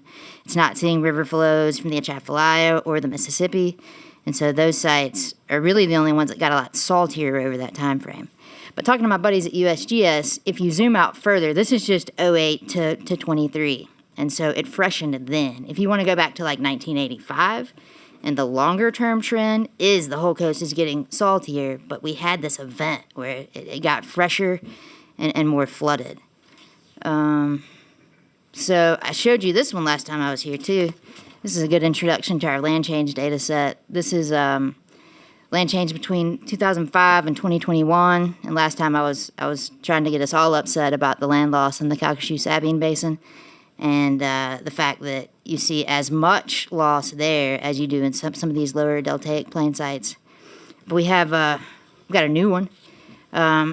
We've been working on a big coastwide data synthesis, and my staff in Lafayette, Burnwood in particular, took all of the spatial data we have. So basically every land change variable, like we have 1985 to 2020, we have that rate, we have the first derivative of that rate, and then we have individual maps from 2005, 8, 12, 15, 16. Like basically every 3 years we have a different image. And so we took all that data, shook it up into hierarchical analysis, and kind of came out with 7 groups that grouped themselves together. And it's interesting because it makes sense and it captures what we saw, but in a different way. You've got continuous land loss basically only on the lower deltaic plain in saline marshes. And there was one group that was the ones that were completely gone, and then there were the ones that were continuous losers. And so that's those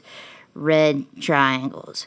And then there was some variable loss coast-wide. There were other sites that had lost land, but it was kind of episodic. It was due to some event. So hurricane loss, flood loss in CalSab. But generally quiet. I'd point out there's not continuous loss everywhere. There's not collapse. Like the hypothesized collapse isn't happening now, despite the fact that we just saw sea level acceleration and everything that we saw. It's really neat, and there's a lot there that points to restoration ideas.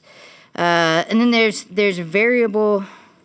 land gain at about 6% of the sites. That's in active deltas, but also some recovering marshes. Any yellow circle outside of a delta is, open water converting back to land. So that's interesting. And then you've got a whole lot of stability, like 66% of the sites really aren't changing from this perspective, which is entirely like a satellite or aerial photography. As far as vegetation cover, they hadn't been changing through 2021. That's inland and most of the swamps. And so this is kind of neat. We're working on a big coast-wide synthesis, and this is kind of the meat of the land change chapter. So that's what we're doing. We're going to keep going. It's elevation change and accretion monitoring season, so we're out there between now and the end of April, measuring accretion and surface elevation precisely at all of these sites right now. We'll capture vegetation in the summer and fall, which is showing some community shifts post-drought and also hurricane effects. We're looking at that data set right now. We got a new flight. We had a coast-wide flight in 2024, so we'll have new spatial analyses coming out in hopefully next year or later this year. That'll capture Francine impacts and drought impacts, and now we're having to kind of pick apart what did what, where, when.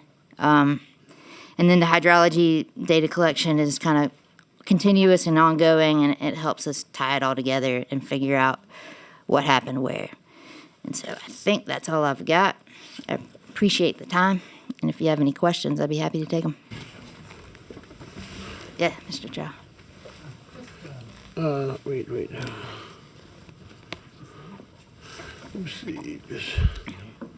That button to the right. Oh, does it? Okay, Okay, Mr. Cayo.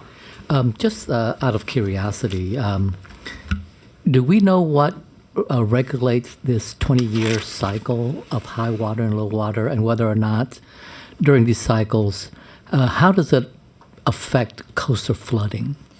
Yeah, it affects coastal flooding directly. And so there's a 20-year solar cycle. The sun does something every 20 years, and it's connected to jet stream processes. So, it turns out that the Gulf of Mexico's sea level varies with the jet stream. And so there's a 20-year cycle that I don't fully understand.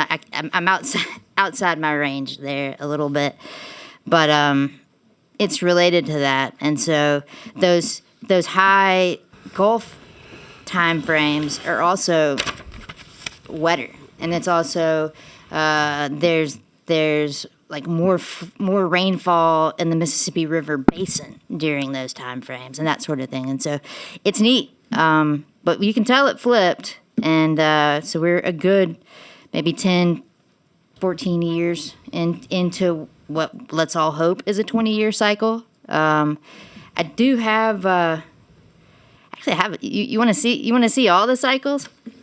I brought a couple extra that I hadn't gotten to yet. Watch this. No, that's fine. That's fine. No, not really. No, you're not really? No. Okay. So, all right. Then I won't torture you with that. Show it. Okay. Show it. All right, I'll show it. Wait, I've messed up my buttons. All right, so like I said, I'm interested in the Gulf of Mexico and how it works, primarily because of water management in the western part of the state. My office also tries to implement water management plans on the Chenier Plain.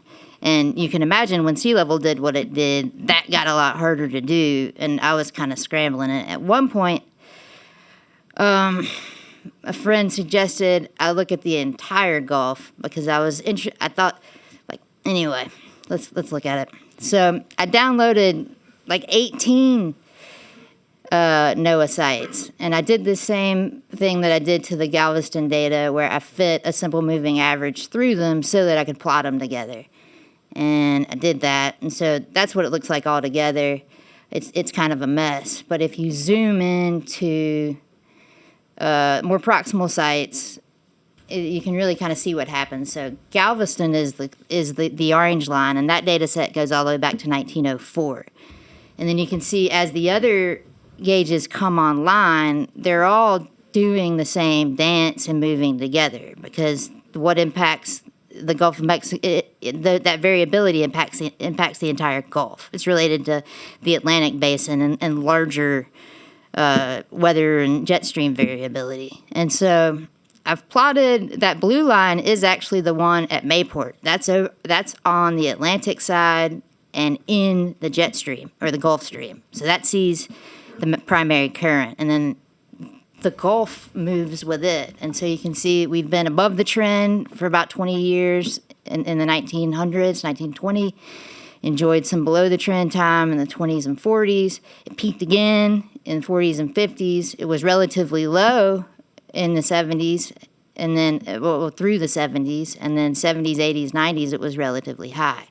And so at that point, you had like that process interacting with other processes causing land loss and kind of amplified it.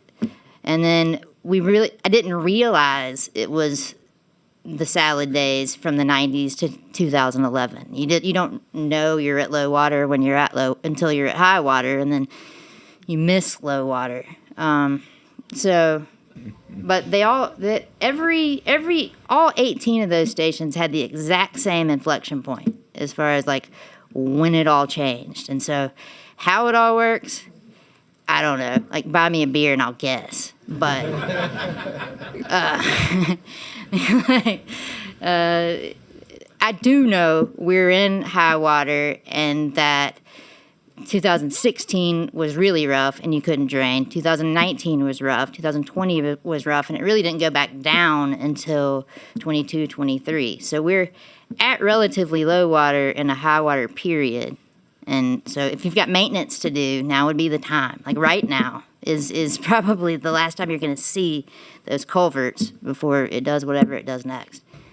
So that's most of what I know. Okay, Mr. O'Donnell. So are we going to see it coming back down again? Is that what you're saying? hope I mean, so. it looks like a cycle. It's a 20-year cycle. I'm counting on it. It's a 20-year cycle? Yeah, that the solar cycle is 19. And so what is that date? You said what? No, Yeah. what is that cycle date? that inflection point's around 2011, so 20 years, 31. But I mean, who are you going to hold to it? Yeah, you know? I don't think I'm gonna be here. Yeah. Yeah. But okay. you can see, like, in the 70s, it was 71 to 94 before it really went back below the mean. So 2025, But I'm looking forward to low water again, I can tell you that. No, it's pretty interesting because, especially if we're designing levees and drainage systems and so forth, I see that. There are things that make you think you have control. They look like things that have control. We don't have control. And then, no. but you're all just like, I think we're kind of a flea on the back of the dog, and the dog's the ocean, and we go wherever it goes, and we don't really have a say. We just kind of can do what we can do. And one thing I do know is that Washington, D.C. does not have control. I don't know anybody who does. So, Thank you. But we're all in it together, I would imagine, from that perspective.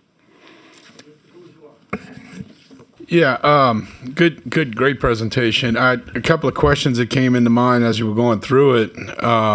One, it's a really two parts. So first part is with regards to water elevation. I know you collect hourly, you said, for elevations, but is any of that data really available in real time on the hour, or does that have to go through some processing before it would be publicly available? The lion's share goes through some processing. There are 10 real time that USGS runs for us, and they're served on there with all of the other USGS sites. It's only those 10. It's only those 10. It seemed like it would be possible to add some additional ones so that, thinking of it from a levee district point of view, at a real-time evaluation of where storm surge is happening during an individual flood event would be beneficial. But Yeah. I just didn't know if there was limitations to it because of post-processing Yeah, of the data.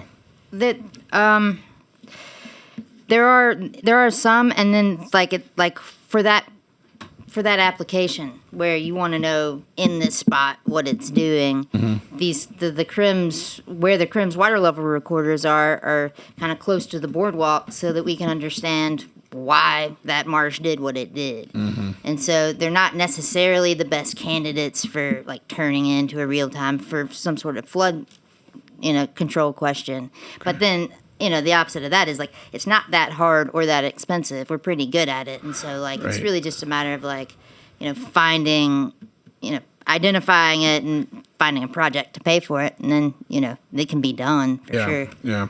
I just didn't know how much of a, in fact, in a spot where we have no data, maybe some data is better than none, right? Yeah. And so you could still, because it's out there, because it's available, that might be something we could look into. The second part of my question, if you will, is that you talked about, the fact that they're located randomly, which is, as you said, cool, because it gives you a great random baseline. But you're able to capture some changes that were impacted by episodic things like you're looking to do Francine. I know when we did Ida, that's 106 square miles.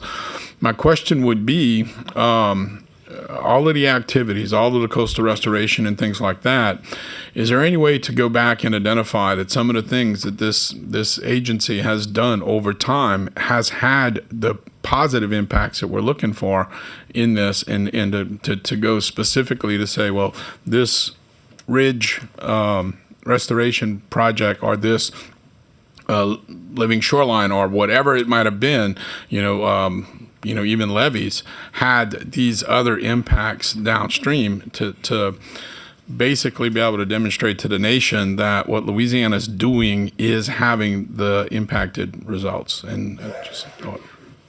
Yeah, I would. Yeah, sure. We have our project analyses are usually limited to the project area, and our project goals are frequently limited to the project area. But part of what you're describing is the holy grail of coastal analysis, figuring out what would have happened, had you not done what you. Yeah, the prevented land loss outside of the boundary of the thing that you built is difficult to find, but it is part of ongoing work. We're certainly working on it. I'm working on it specifically, trying to figure out, if we can, what the impact of, say, a Rockefeller shoreline project is, as far as right now our project boundary is just the shoreline, but I suspect that it protects, much further inland. And so trying to get at some of that, Okay. figure it out. I think it would be beneficial information to have, especially to take to DC, Yeah. so that we can prove that what we know intuitively it is working. We know from what we're seeing on the ground, but here's hard data. And the last Right. part of my question real quick is 390 of anything has got to be challenging to keep functioning. Are you having any particular issues with too many stations going down and not being repaired in a timely fashion? No, we've got a system. We built tools to be able to handle it as we built it out. And so with our partners at USGS, we have, a team that works on those tools and that keeps us running. And so our contractor is able to upload data. We're able to kind of QA/QC it and make it publicly available through processes we've created through time. And so no, it's not really gotten away from us. It's probably collecting data and putting it in a database is really the easy part. Like turning it into something meaningful and learning from it and feeding back into planning and adaptive management is more challenging. And we're working on all of it. All right. To use your word. Cool. Cool. Thanks for your presentation. Very insightful. I do really quickly on Mr. Bourgeois' comment about tide monitoring stations. I was told CPRA is actually engaged in putting some tide monitoring stations up. Are those going to be real time, or are those going to be? I don't know if Leanne, you have that, or if Glenn, you have that information. Yeah. Come on in. Yeah, one thing I don't know if you're talking about this, but we did have hardened gauges that were constructed by the Corps as post-HISRAs. Those were turned over to us and then in turn turned over to local levee districts across the state. And so we do have those, if that's what you're referring to. Those are hardened gauges that are real time that do provide data through a storm. Okay. Yep. The other part of my question is, so it seems like we have a tremendous amount of data, and this is a little bit off topic here.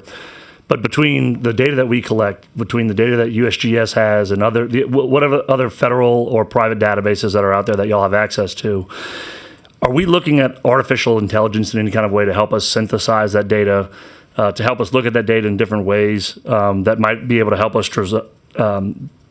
us drive decision making, whether that's design changes in projects or prioritization of projects?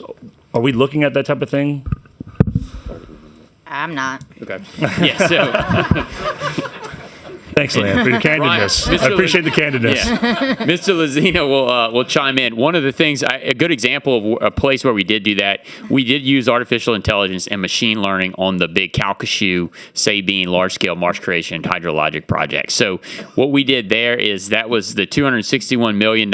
We used machine learning to take the data from Leanne's CRIMS program and figure out where are the drainage pathways that exist and how do we get the water out faster. And so instead of doing modeling efforts that had to, really extend beyond the area of just the project, we're able to do the artificial intelligence with the data that she had to get to the answer quicker, so we could get that project kicked off. So that is something that we're doing it's a big scale, but smaller scale than I think what you're talking about, President Jewell. The next step of that is how do we take that region-wide and statewide, and so that's some of the things that Brian's team is looking at in Master Plan 29.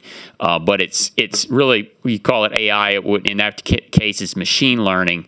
So you're not as much modeling the physical environment, which can be computationally intensive, but looking at the data that Leanne is producing and finding the ways that it works well. No, that's. I think we have the data we need, and we're continuing to collect it. I really just think it's like looking at it in every possible way that is outside of maybe our capabilities as humans. My last question to Leanne, and maybe it's definitely over my head. Everything that you presented is over my head. So, and we're looking at these 20-year tide cycles from 1904, if we're looking at Galveston, to present. Are we, is this going to be the trend? Are we going to end up like the movie Waterworld, or is it going to, or are we looking at maybe a blip within a 50,000 year or 1 million year cycle? Not that it matters because we're living in the blip, right? But is that something that is there any kind of other data set that can show us that? Well, I don't have an answer for this one. I said I know it's over my head. It might have been over y'all head too. So we may need some AI to help us. You said the beard, man. Well, yeah, I don't know. I look at your data and I see the little blips within like the individual years. It's like, what if your data set is just a little blip within a larger timeline? Yeah, I mean, I think the trend, the sea level trend, is consistently going up. The news is here on the Gulf is that it's variable, that you can stay below it for 20 years, and then all of a sudden it goes up, and then you're above it for 20 years. And I think that is how it works. I suspect it'll continue to work that way. So, I mean, we're vulnerable. Like coastal Louisiana. I mean, being on the coast, you're certainly vulnerable, and it does increase as with any increase in sea level rise, and so. Whatever is coming here, for sure we'll get it, whatever it is. And so, I don't think it's a blip. I do think it's something we need to understand, as a cycle. Like it's high now. Water is high now, and we're experiencing low water because of drought conditions and because of kind of latent effects of drought conditions and because we haven't had another big surge at the coast yet. But I've seen that when we do have a big surge at the coast, it hangs around for a long time, and it's a problem. And so I think it would be great if we all kind of understood that it was a Gulf of Mexico issue when water's high and not my neighbor has done something to the drainage system issue. Because like 2016, certainly, there was a huge flood, but then 1920, our phone's ringing, and there's a lot of finger pointing at, this water control structure always worked this way and it doesn't now. It's the lockmaster. It's, it needs to be dredged. It needs to be fixed. It's broken. It's not working the way it used to. And we pointed fingers at each other when really it was the whole ocean had changed and nothing worked the way that it used to work or the way that it was designed to work. And so that's important to understand. Whether we all figure out what's coming 50 years from now or not, I don't think that anything that we do should rely on that, given, our vulnerability just where we are. And so when the ocean's up, it's up. And, you can't. Okay. Appreciate it. Thank you. Thank you. And I got Mr. Hidalgo and Ms. Cormier and Mr. Colville. So, Mr. Hidalgo. I'll try to be quick. So, are all the stations identical?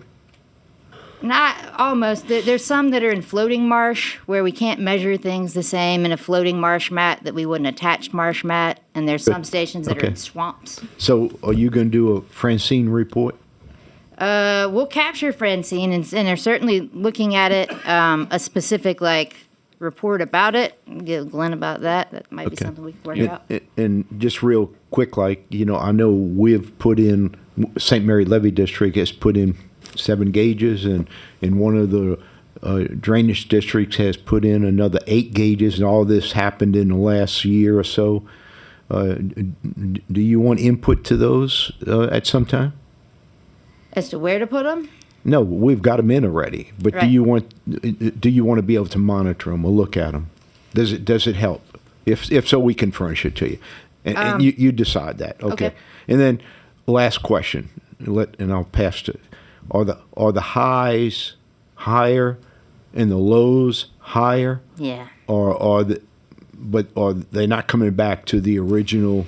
No, I was disappointed with how high the 2023 low was. 2011 got a lot lower, and that was the last But I'm big low talking drought. about going back that 20, 30 years, 40 years. The trend is up, and every high is higher than the last, and every low is higher than the last. And that's It's a the cycle. thing we need to know for levee design and whatever else. Yeah. Okay. All right. Good. Thank Yep. you. Thank you. Ms. Cormier. Thank you, Leanne. Oh, let me try it again. Okay. Red is good. Yeah. Hey, thank you for your presentation.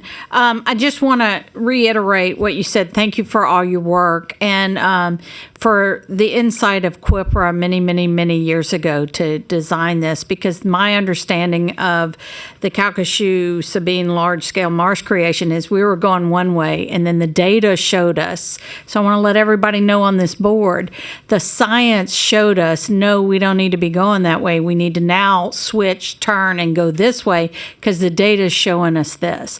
So if CPRA had not had the insight to put in all these gauges many years ago, we might have developed a project that wasn't that great for us in the future. So I think this is so important to say out loud, thanks to CPRA and their insight, to be able to monitor these gauges, replace these gauges every time we have a storm, and to get the science to really tell us with those floating marshes that we saw with the water that just would not drain for seemed like a year. It was really damaging to that area for as long as the water stayed. made. So now we have a project that can drain out that water, hopefully sooner than later, so that the land can go back to the way it was. But I think it's really important that we acknowledge, all of us in this room, that the science is driving the data so that the data can drive the projects so that we can accomplish this emergency situation that we have in Louisiana for a path forward. And any dollars that we can garner toward fixing all of these problems, whatever way we can do it is the emergency way to get it done. So thank you for all your hard work. Thank you. Okay, Mr. Corville. Thank you, Mr. Chairman. I've had the pleasure of working with Ms. Sharp for a number of years, and President Jewell, I would argue that she is borderline artificially intelligent and machine learning, because her vision for this program and for this coast is nothing short of remarkable. So, Leanne, thank you. Right. My goodness, the only thing I could wish is we had 10 more like you. See, you keep saying that. You don't want that. Well, I do. They would I fight. do, and I'm about to ask for something from both you and Mr. Leday. But hopefully there's some folks mentoring under you, because I know, like myself, you're not going to work forever. No. But we need this type of vision. I mean, it is absolutely refreshing. Spending basically my entire career in South Central and Southwest Louisiana, to have somebody like you to work with is an absolute pleasure. So however you got here, I hope there's a lot of other people on that same path. That being said, I'm hoping, as a fairly large landowner on the coast, and I know I'm not unique, we, as a group, and I think I can speak for most of them, Leanne's work and your staff's work is absolutely refreshing to folks like us who are trying to make day-to-day decisions, but we also have lots of other obligations. And so we don't get down in the weeds as much as you do, and probably, thank goodness, I'd probably be in a padded cell if I was looking at all this stuff that you're looking at. So what my request for consideration by CPRA, you, Ms. Sharp, and you, Mr. Leday, is maybe I've seen the basin studies that you've done, and you've had opportunities to present that to numerous landowners. I personally, sort of selfishly, but maybe even region specific, would love to see you guys maybe put together a series of meetings for landowners and land managers or whatever. It's got to be small, because when we get all of us together, we don't play well and don't play nice together, because we're competing for different things. But within reason, I'm joking about that. But perhaps by region, and maybe it's not even CalSab, Mermentau, Tesh Vermilion, maybe it's even the western part of CalSab, the eastern part of CalSab, something like that, a reasonable size meeting where Ms. Sharp and her staff could present some of the CRIMS data to us and tell us, look, if you're going to advocate for a project, you need to be advocating for this, and this. Here are your problems. Here are where things are going well. To me, from a land management standpoint, that would be the best utilization of the data that you and your team are collecting. Because frankly, I've gotten onto the website and I got overwhelmed very quickly. I guess maybe that says something about my mental capacity, but there's a ton of data, and it's impressive.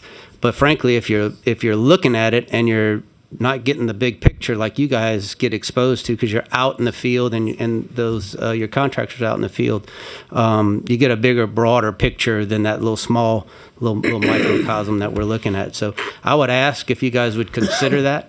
Looking in the future, it's a little bit late for regional planning team meetings and CPRA projects for this year, but it still would be an exercise worth doing. I know it's an unreasonable expectation to ask you guys to put a series of meetings before the RPT meetings, but maybe even on an annual basis or every other year or whatever.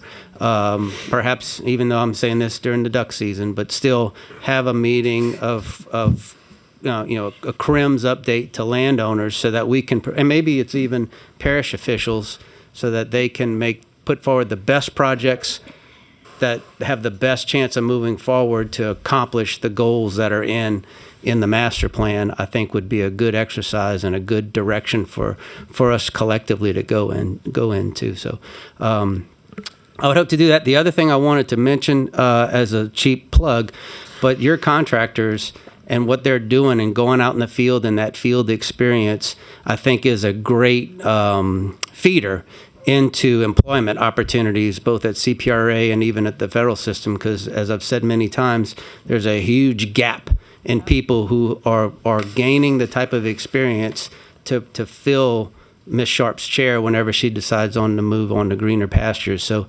I think CPRA should take some credit for that, because those contractors will gain field experience that you can't gather anywhere else. You can't gather at in a classroom. And so I wanted to commend CPRA and the contractors that I've had the opportunity to work with some of them, and they've been fantastic. And I know some of them have moved on to recruit into state agencies and federal agencies, and I think that's something that that should be recognized and acknowledged. So again, thank you for your work, Ms. Sharp. It's an honor and a pleasure to work with you. I learn something every time we interact. So I hope you stay on till you maybe 80, 90 years old working for CPRA. That'd be fantastic. Yep. Thank you, Mr. Chairman. Thank you, Ms. Sharp. That's very, very interesting. You had more questions here than anything else. So thank you for fielding the questions, and thank you for everything you're doing. It's going to be interesting as we move forward with the data. All right. Yeah, but for the meantime, let's keep building the levees high and put a lot of pumps till we know what's going on. Yep. High as you can get them. And also, I'd like to point out to President Sam Jones. Sorry I didn't recognize you earlier, Sam. With St. Mary Parish, I just wanted to bring it up. Quick comment to you. Oh, yes, sir. And we're working with him in St. Mary Parish, and we work together in the legislature. Past representative. For 50 years. Wait. Actually, this is the 51st year, and I never thought I'd be back here again. But I'm so glad to have you here, and I just wanted to say this. I didn't intend to go home and be elected parish president, but that happened, and the incident that happened and the quickness that you responded has just been phenomenal, and I want to congratulate you for that. I want to congratulate the governor for appointing you. You were around as long as when Reggie Dupree was drawing up the plan for the CPRA, and I think what we have here now is one of the best in the nation, and we can't always say that, but I think we have one of the best in the nation of watching what we need to watch when it comes to the water flow and all that. So I want to congratulate you and your the ability you had to make this happen fast, because often in government things just don't happen fast. You know, when we were in the House together, things just didn't happen fast. Some of it happened fast enough. I also want to thank Bill Hidalgo. He's been a person that kind of, when things are quiet, you don't hear about him. But Bill, you've been on this committee for what? From basically the beginning, a little while, and the cooperation that we've had, you know, from Bill and his knowledge, he personally went out and got the people to pass for us to build those levees up and all that. So we've done the work, but we haven't done it all. And when we've come and asked for help, you've been very, very good. And I just want to say thank you. Thank you to this commission for responding to our need. I want to thank Glenn.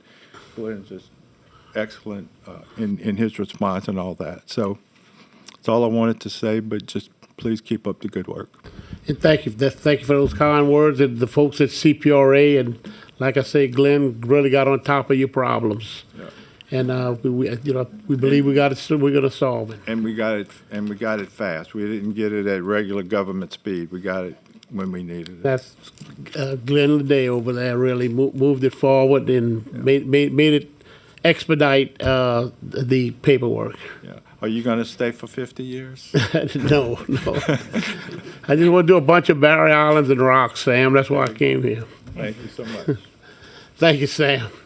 And last but not least, we have the federal and congressional update of Neil McMillan, DENR. And did I miss any other parish presidents that's in here?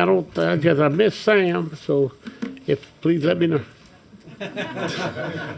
Okay, stand up. No. Okay, yes, sir. Mr. McMillan. Okay. Great. Good morning, board. Thank you for the invitation to present on this. Wanted to highlight kind of how we finished out the last Congress in 2024, as well as preview one major opportunity for 2025, even though so much is changing in DC that we could go on for a long time. But we'll get right into it. Probably the most significant thing that happened at the end of the year was the passage of WRDA 2024. And we've tracked this for a couple years with y'all. And I guess the big picture news is that we got everything we wanted for the coastal program, and then we actually added more since we've last presented, which is fantastic. There's kind of four categories of provisions that of how you can kind of interpret this chart. One is we're starting new projects, whether that be the construction of by far and away the biggest project in this WRDA with the St. Tammany Flood Control Project. It's about more than double the size of any other project authorized in this WRDA. But we're also starting some studies for kind of future projects that'll be very major. The Lake Pontchartrain Storm Surge Reduction Project, kind of a new look at the old barrier concept is started. That could help all of Lake Pontchartrain.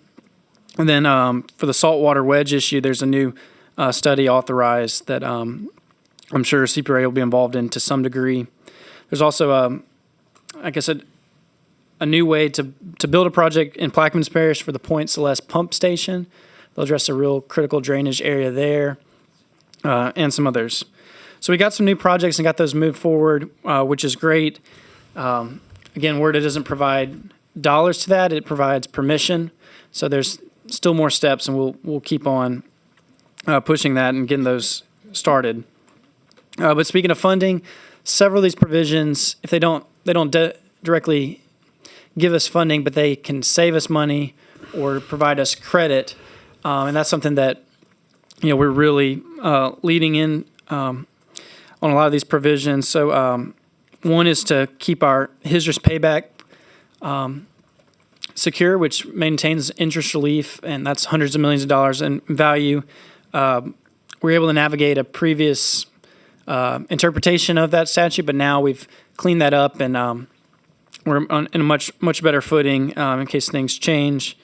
We're also working to get different credit for work we've done in the past. So that could be what Morganza folks have done since 1989, letting them look back and capture a project for the many hundreds of millions potentially that community's done well before federal dollars arrived, as well as the La Rosa Golden Meadows that the South Lafourche Levee District has done to improve their area. This is not so much a financial, but it's a pathway to get back into the federal program because a stronger system ought to be compatible with the federal system. Another way of thinking about these is we got some boundaries for agreements.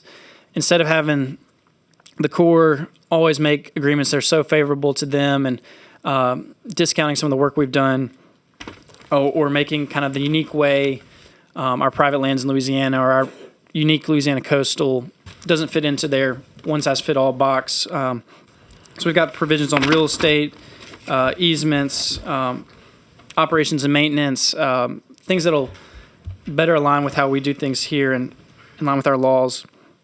And then I guess the last way to look at this is we're able to kind of synchronize these projects better with our state efforts, whether that be having non-federal sponsors like CPRA take more of a leadership role, or expanding a core study to overlap with a study that our watershed initiative's doing, such as the Region 5 area, or making sure that our projects are kind of adopted in their credit. So this is a lot of little projects and some big ones, but very successful, and it's I definitely thank Congressman Graves and Congressman Carter for their work on the Transportation Infrastructure Committee because they preserved all these requests we had, but as well as added during the committee process, which was great, though really the whole delegation saw us through here. So we can be very pleased by that, in my opinion. Next, I'm going to turn to some awards that were announced late in 2024. These are for the National Coastal Resilience Fund. The National Fish and Wildlife Federation operates this fund, but it uses congressional funding from NOAA. A lot of that's through the infrastructure bill and the Inflation Reduction Act, but also some money from Department of Defense and other private partners. So kind of a unique funding program. And we'll just go quickly through this. There's a planning thing for kind of the northern Gulf states, funding to do design marsh restoration for South Avery Island. There's construction of terraces in Jefferson Parish, about 1.3 for that. There's plans to help the Ninth Ward's wetlands that surround it. And we got 8 awards in total, worth about $13 million for our coast. Look at a few more of those. One for the Chitimacha tribes, Living Shoreline Project, and then working to finalize design on Fifi Island for the Grand Isle area. And as you'll see there at the top, we're kind of the top state for this award system. So since it's been initiated, we've gotten $64 million leveraged for this coastal program. And then finally, we got some terraces, expanding a project near Port Fourchon by Ducks Unlimited, and building some capacity in the Dulac area. And so as you can see, kind of these project examples are why Congress has looked to boost funding for this program. So the RISE Act that we've talked about would put a lot of offshore wind money to this program. But it's great to see kind of what this can do for us. So it's 2 community planning projects, 4 design projects, 2 construction projects, just from this 1 year of funding that should benefit over 1,700 acres of marsh, of coastal land at the end of the day. It's clearly a valuable program that meets a lot of our needs, and it's exciting to see so many different partners in the state participate and bring down some funding. Next, we'll shift to the disaster supplemental Congress passed. They passed the American Relief Act to prevent the government shutdown, but they did not pass the fiscal year 25 appropriations. So that means all the earmarks we've asked for are not funded yet. We'll still have to wait for that to come down, unfortunately. But there was a disaster supplemental. The big winners here was the farmers. They got a huge amount of funding. And then you'll see the rest of the breakdown of about $110 billion in supplemental. Most of this was focused on Milton and Helene. Francine will get some money from FEMA and maybe some from HUD. But really when it comes to the disaster funding that really has advanced some projects in Louisiana, we look to the Army Corps for that. And there is some opportunity, but it really wasn't set up for Francine. I guess our areas withstood it pretty well comparatively, especially compared to some of the really tragic storms. But in this pie chart, there's a few colors that we can go after. That little yellow one is the MRNT. There's a couple projects that we're pushing our delegation and Corps to work on for Morgans and Upper Barataria. Maybe something can be drawn out from that account. The construction funding in green has a lot of conditions on it, but several of our projects do fit those conditions, namely being affected by a previous disaster. So the work plan for the Corps, they'll announce how they'll disperse that money, will be announced probably by February 19th if they keep their schedule.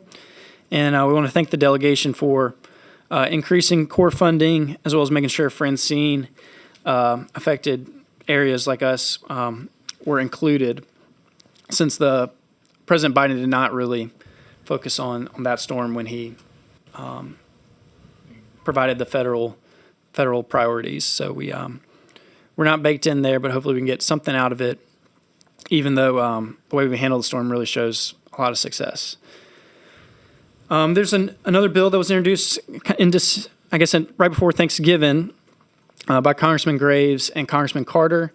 This is called the Offshore Parity Act. And so we've talked in many ways that revenue sharing, we don't have parity with interior states and some other elements, but this is another way that we lack parity for our resources. Texas and Florida have a much larger state waters, essentially, out to, 3 marine leagues or 9 nautical miles based off a kind of way their state constitution and documents were when they entered the Union. But Louisiana through Alabama, we don't have the same. We have what everybody else in the country has, which is 1 marine league or 3 nautical miles.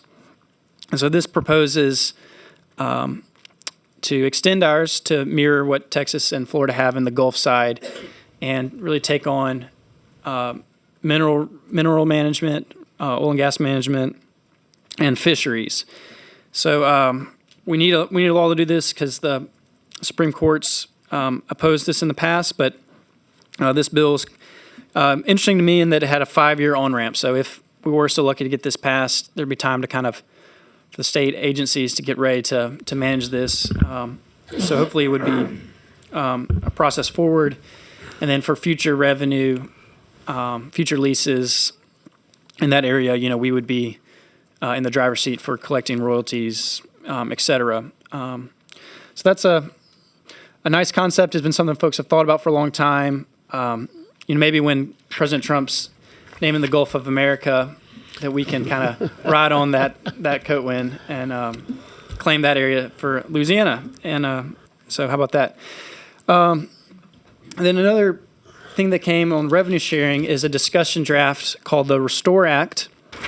And this was obviously led by a California person who doesn't appreciate that we've got claim on that title.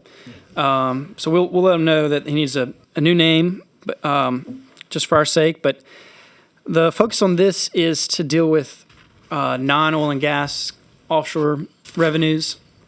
And this member is now going to be the lead Democrat on the House on natural resources, so on this type of offshore energy policy.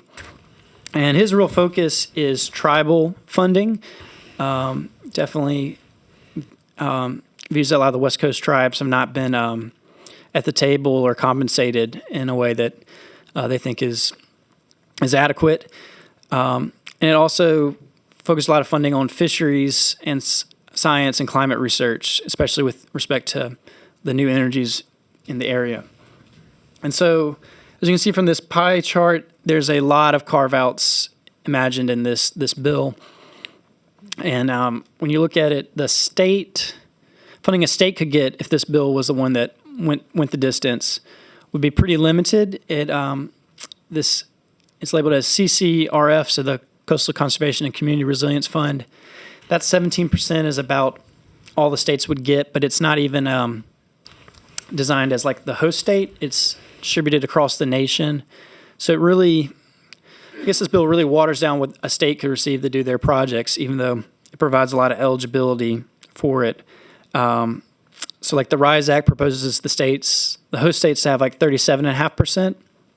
And so this has a 17% and shrunk down, kind of distributed nationwide, which, maybe for offshore wind, that's helpful for Louisiana in the short term. But I think you're seeing a lot of folks in Congress come up with different priorities for where these funds could go versus just the host states get to implement something that they want to do. So we'll definitely see how this goes and see how much traction is on this account. But this is a significant bill and something that will probably shape the conversation.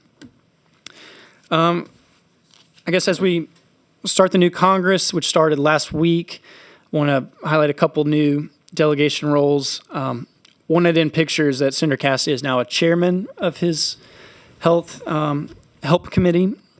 So that's significant as the Republicans took the majority. But Congressman Fields, his committee announcement so far is financial services. That's seen as a really significant one, pretty powerful.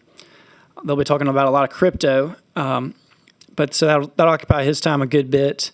We'll see if there's any other ones announced. And then Congressman Carter has moved from transportation and infrastructure to energy and commerce, which energy and commerce is also a very powerful committee. Does influence energy policy in a good way, but for the coastal program, we've lost Congressman Carter and Congressman Graves from the Transportation and Infrastructure Committee. That's the one that does oversight over the Army Corps and shapes the WRDA. So we'll have to kind of work without having on committee assets there or members there. And we also lost, with Congressman Graves being gone, someone from the House Natural Resources, which is kind of the offshore energy side. So our delegation is very active, and they know the staff. And this is not doom and gloom, but it's just different. Whereas last Congress we had a really strong setup for kind of these key committees. Now it's not as I guess natural a fit via the membership. But on the good news, Governor Landry is actually he probably finished up just then, but he's testifying at the first hearing to the Transportation Committee as they try to develop their highway bill. So Louisiana's not going to go away for sure. Now I guess we'll look to what this Congress in the near term could do for us on the coastal program. We're going to talk budget reconciliation, and so this can be wonky, and this I'll say this is not the only thing going on. There's all these nominations for the Senate with President Trump's people, the FY25 appropriations, congressional review acts to repeal, regulations, and some other stuff. But somehow we are going to try to, the Republicans are going to try to pass budget reconciliation, which is a maneuver that you can do once a fiscal year to implement new spending priorities to, in theory, reduce the budget. And what's so significant is it avoids the Senate filibuster. So in scenarios when you have one party in charge, you can do party line votes by simple majority. And so this is a chart of how the process works, but I'll focus on the step one, which is where we are now. They're going to try to introduce a budget resolution. And what this will look like is saying we need to save this much money. We're giving you instructions to this committee to do it. And so what we hope to see is that the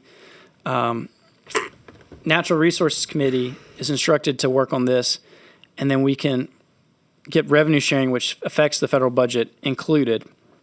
But this is going to be a fast process. They hope to pass this step one by February, and pass the whole bill within by Memorial Day is Speaker Johnson's goal. So what's our opportunity in there? Well, whether it's the House strategy of one big beautiful bill, as President Trump says, or the Senate strategy of kind of breaking it apart, you'll see energy is seen as a fundamental part of this effort. And again, that's where I think our reconciliation comes. So can we get revenue sharing done through this mechanism? Yes, in a way. For GOMESA, it's been proven that can be a just before, just a few years ago. So we need to really share that message with Congress and make sure we're in this time. For offshore wind, that's seen as a policy change, so that probably won't be eligible for this type of maneuver. And now will it? I think there's reasons to be optimistic and skeptical. Leader Scalise's energy bill is kind of the base of this effort, which had the Breeze Act, which was very strong for revenue sharing. So maybe we have a foothold there. But the way the budget's scoring, it's a very costly provision for us, and so they're looking to cut cost, as you've seen in the news. So we'll have a hard time protecting that, as some of the ways our advocates have paid for it are not eligible anymore. So as Glenn mentioned, the Shores Coalition, with our trip in March, we'll probably be in the full swing of this conversation with energy, and so we'll probably have some messaging for folks that are involved in this on the Republican side, as well as kind of some big picture for the other folks. But just because we didn't finish the year with a win on revenue sharing, the RISE Act had been negotiated, but ultimately wasn't in the disaster supplemental. I think it's interesting that this opportunity is present so quickly thereafter. So we'll see if our folks can get it done this way. But with that, I'll take some questions. Mr. McMillan, first of all, I'd like to thank you. You always give a very informative update on Washington, and thank you for everything you do. And with that, is there any questions? We have Mr. Bourgeois. Thanks, Neil. Yeah, thanks. A couple of things. When you mentioned Congressman Fields being on House Financial Services, there's actually a subcommittee on that deals with NFIP, and I don't know if they've gotten to the subcommittee levels, but it's probably something we need to reach out to him since he's in the main committee, maybe to get a spot on that, because obviously that's not over. And then with regards to the Gomesa fly-in, which is, rise, breeze, whatever gets us home, I guess we're going to have to tailor our approach given how all of this sets up right before the March fly-in, right? So. That's right. So I guess we'll have to see if revenue sharing's in the conversation or out. That shapes it. And then the other thing is that we'll probably see, I guess this is anticipating, so I didn't present on it today, but President Trump's expected to take some actions through the executive orders related to offshore wind. He's not a fan. And so that's been a partnership that's really helped us as a Gomesa state for a while to get a lot of support. And now we kind of have that complicating factor. So you're right, we'll have to update our message and just be very strategic, but that's something I've seen the coalition do very well the past couple of years is know who they're talking to, what to emphasize. And, bottom line, we just always go back to additional funding for Louisiana. We deliver with amazing projects and, we can be agnostic to some of the big P political stuff there. Okay, with that, I thank you, and I don't think there's any more questions. No, thank you very much, Neil, as usual, and keep us up to date. And with that, I'll have one comment, Mr. Doug Daig. We have a request to speak with the Gulf hypoxic action. Thank you. Yeah. Yes, sir. Hi, I'm Doug Daigle. I'm the coordinator of the Louisiana Hypoxia Working Group. It's a forum that's met every month since 2003, and it's the only ongoing and consistent and open public outreach effort on the Gulf hypoxia issue in Louisiana. So you might remember it was about a year ago at the beginning of the Landry administration I began to offer remarks to you all in your meetings. And, our group is focused strictly on promoting and supporting the Gulf Hypoxia Action Plan. And that's this cooperative effort our state's been a part of since 1998 or so with 11 other states upriver and the federal agencies and universities. So the way to think about it most simply is that, there's an in-state part of that for what we do and an out-of-state part of that. And you'll remember that, I've been saying since you all the new administration came in, that both of those efforts, in my view, need significant improvements. And so you may have seen recent newspaper articles in the Baton Rouge and New Orleans papers about the in-state component of what Louisiana is doing, which is a state nutrient reduction and management strategy. And that's part of this bigger hypoxia action plan that all the other states that we're involved with have. Each state has a strategy, and the strategy in our state recently had a 5-year update conducted by the agencies who've been involved with it. And the stakeholder feedback they got, I think, was very consistent that the strategy's not adequate, needs improvement. My view, actually, we need a new strategy, and we need a new process to develop that strategy. So I would say that would be the key improvement for the in-state component. For the out-of-state component, which is our role on this bigger task force with the federal agencies, the upriver states, and the universities, this is a critical time for the action plan because we're moving into this final 10-year period to try to reach the goal that it's set to reduce the growth of the hypoxic zone and reduce the trend of it growing. And remember, this is a cooperative plan. It's built around voluntary actions, so there's no mandates or requirements that any of us have to do, but we did make commitments that we would try. And the key thing that needs to happen on that larger out-of-state level is we need more funding for it. And there has been no attempt to to get funding for it for at least a decade. And that's no attempt by the people who've represented Louisiana in that effort or for that bigger task force. That's a failing of the task force. Fortunately, Senator Cassidy sponsored a provision in the infrastructure bill a few years ago, and that got the first dedicated funding that plan's ever gotten. So, in the brief time this morning that I wanted to talk to you, I wanted to put those two things on the table. I think for the big picture out-of-state component, a key improvement that should be made, in my view, is that the Governor's Office of Coastal Activities should be restored to representing Louisiana on the Hypoxia Task Force. GOCA played that role until last summer, played it for a number of years, and then there was a change last summer.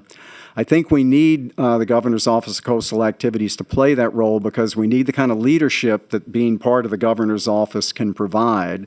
We have a lot of partners on that bigger task force, but we need a representative who, can act at that level and that they will understand is representing the governor in the whole process. So I wanted to put those two things on the table this morning about those two parts of what we're doing.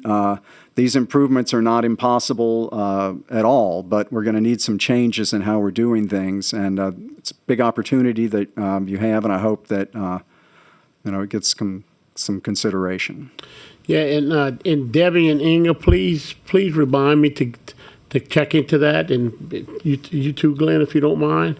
And hypoxia and hypoxic zones, I mean, I've started really researching it, and thank you for putting the presentation. It is a lot bigger problem than everybody realizes it is, and it's only getting larger. So it's something that we really need to jump into, and thank you for keeping us up. And I know I've talked to you numerous times, and thank you very much, and keep us informed. Thanks. Thank you. And no questions, so with that, a motion to adjourn. Unanimous second. This meeting's adjourned. Thanks everyone for coming. Great meeting. Thank y'all very much. Y'all have a good day, and God bless. And God bless our veterans.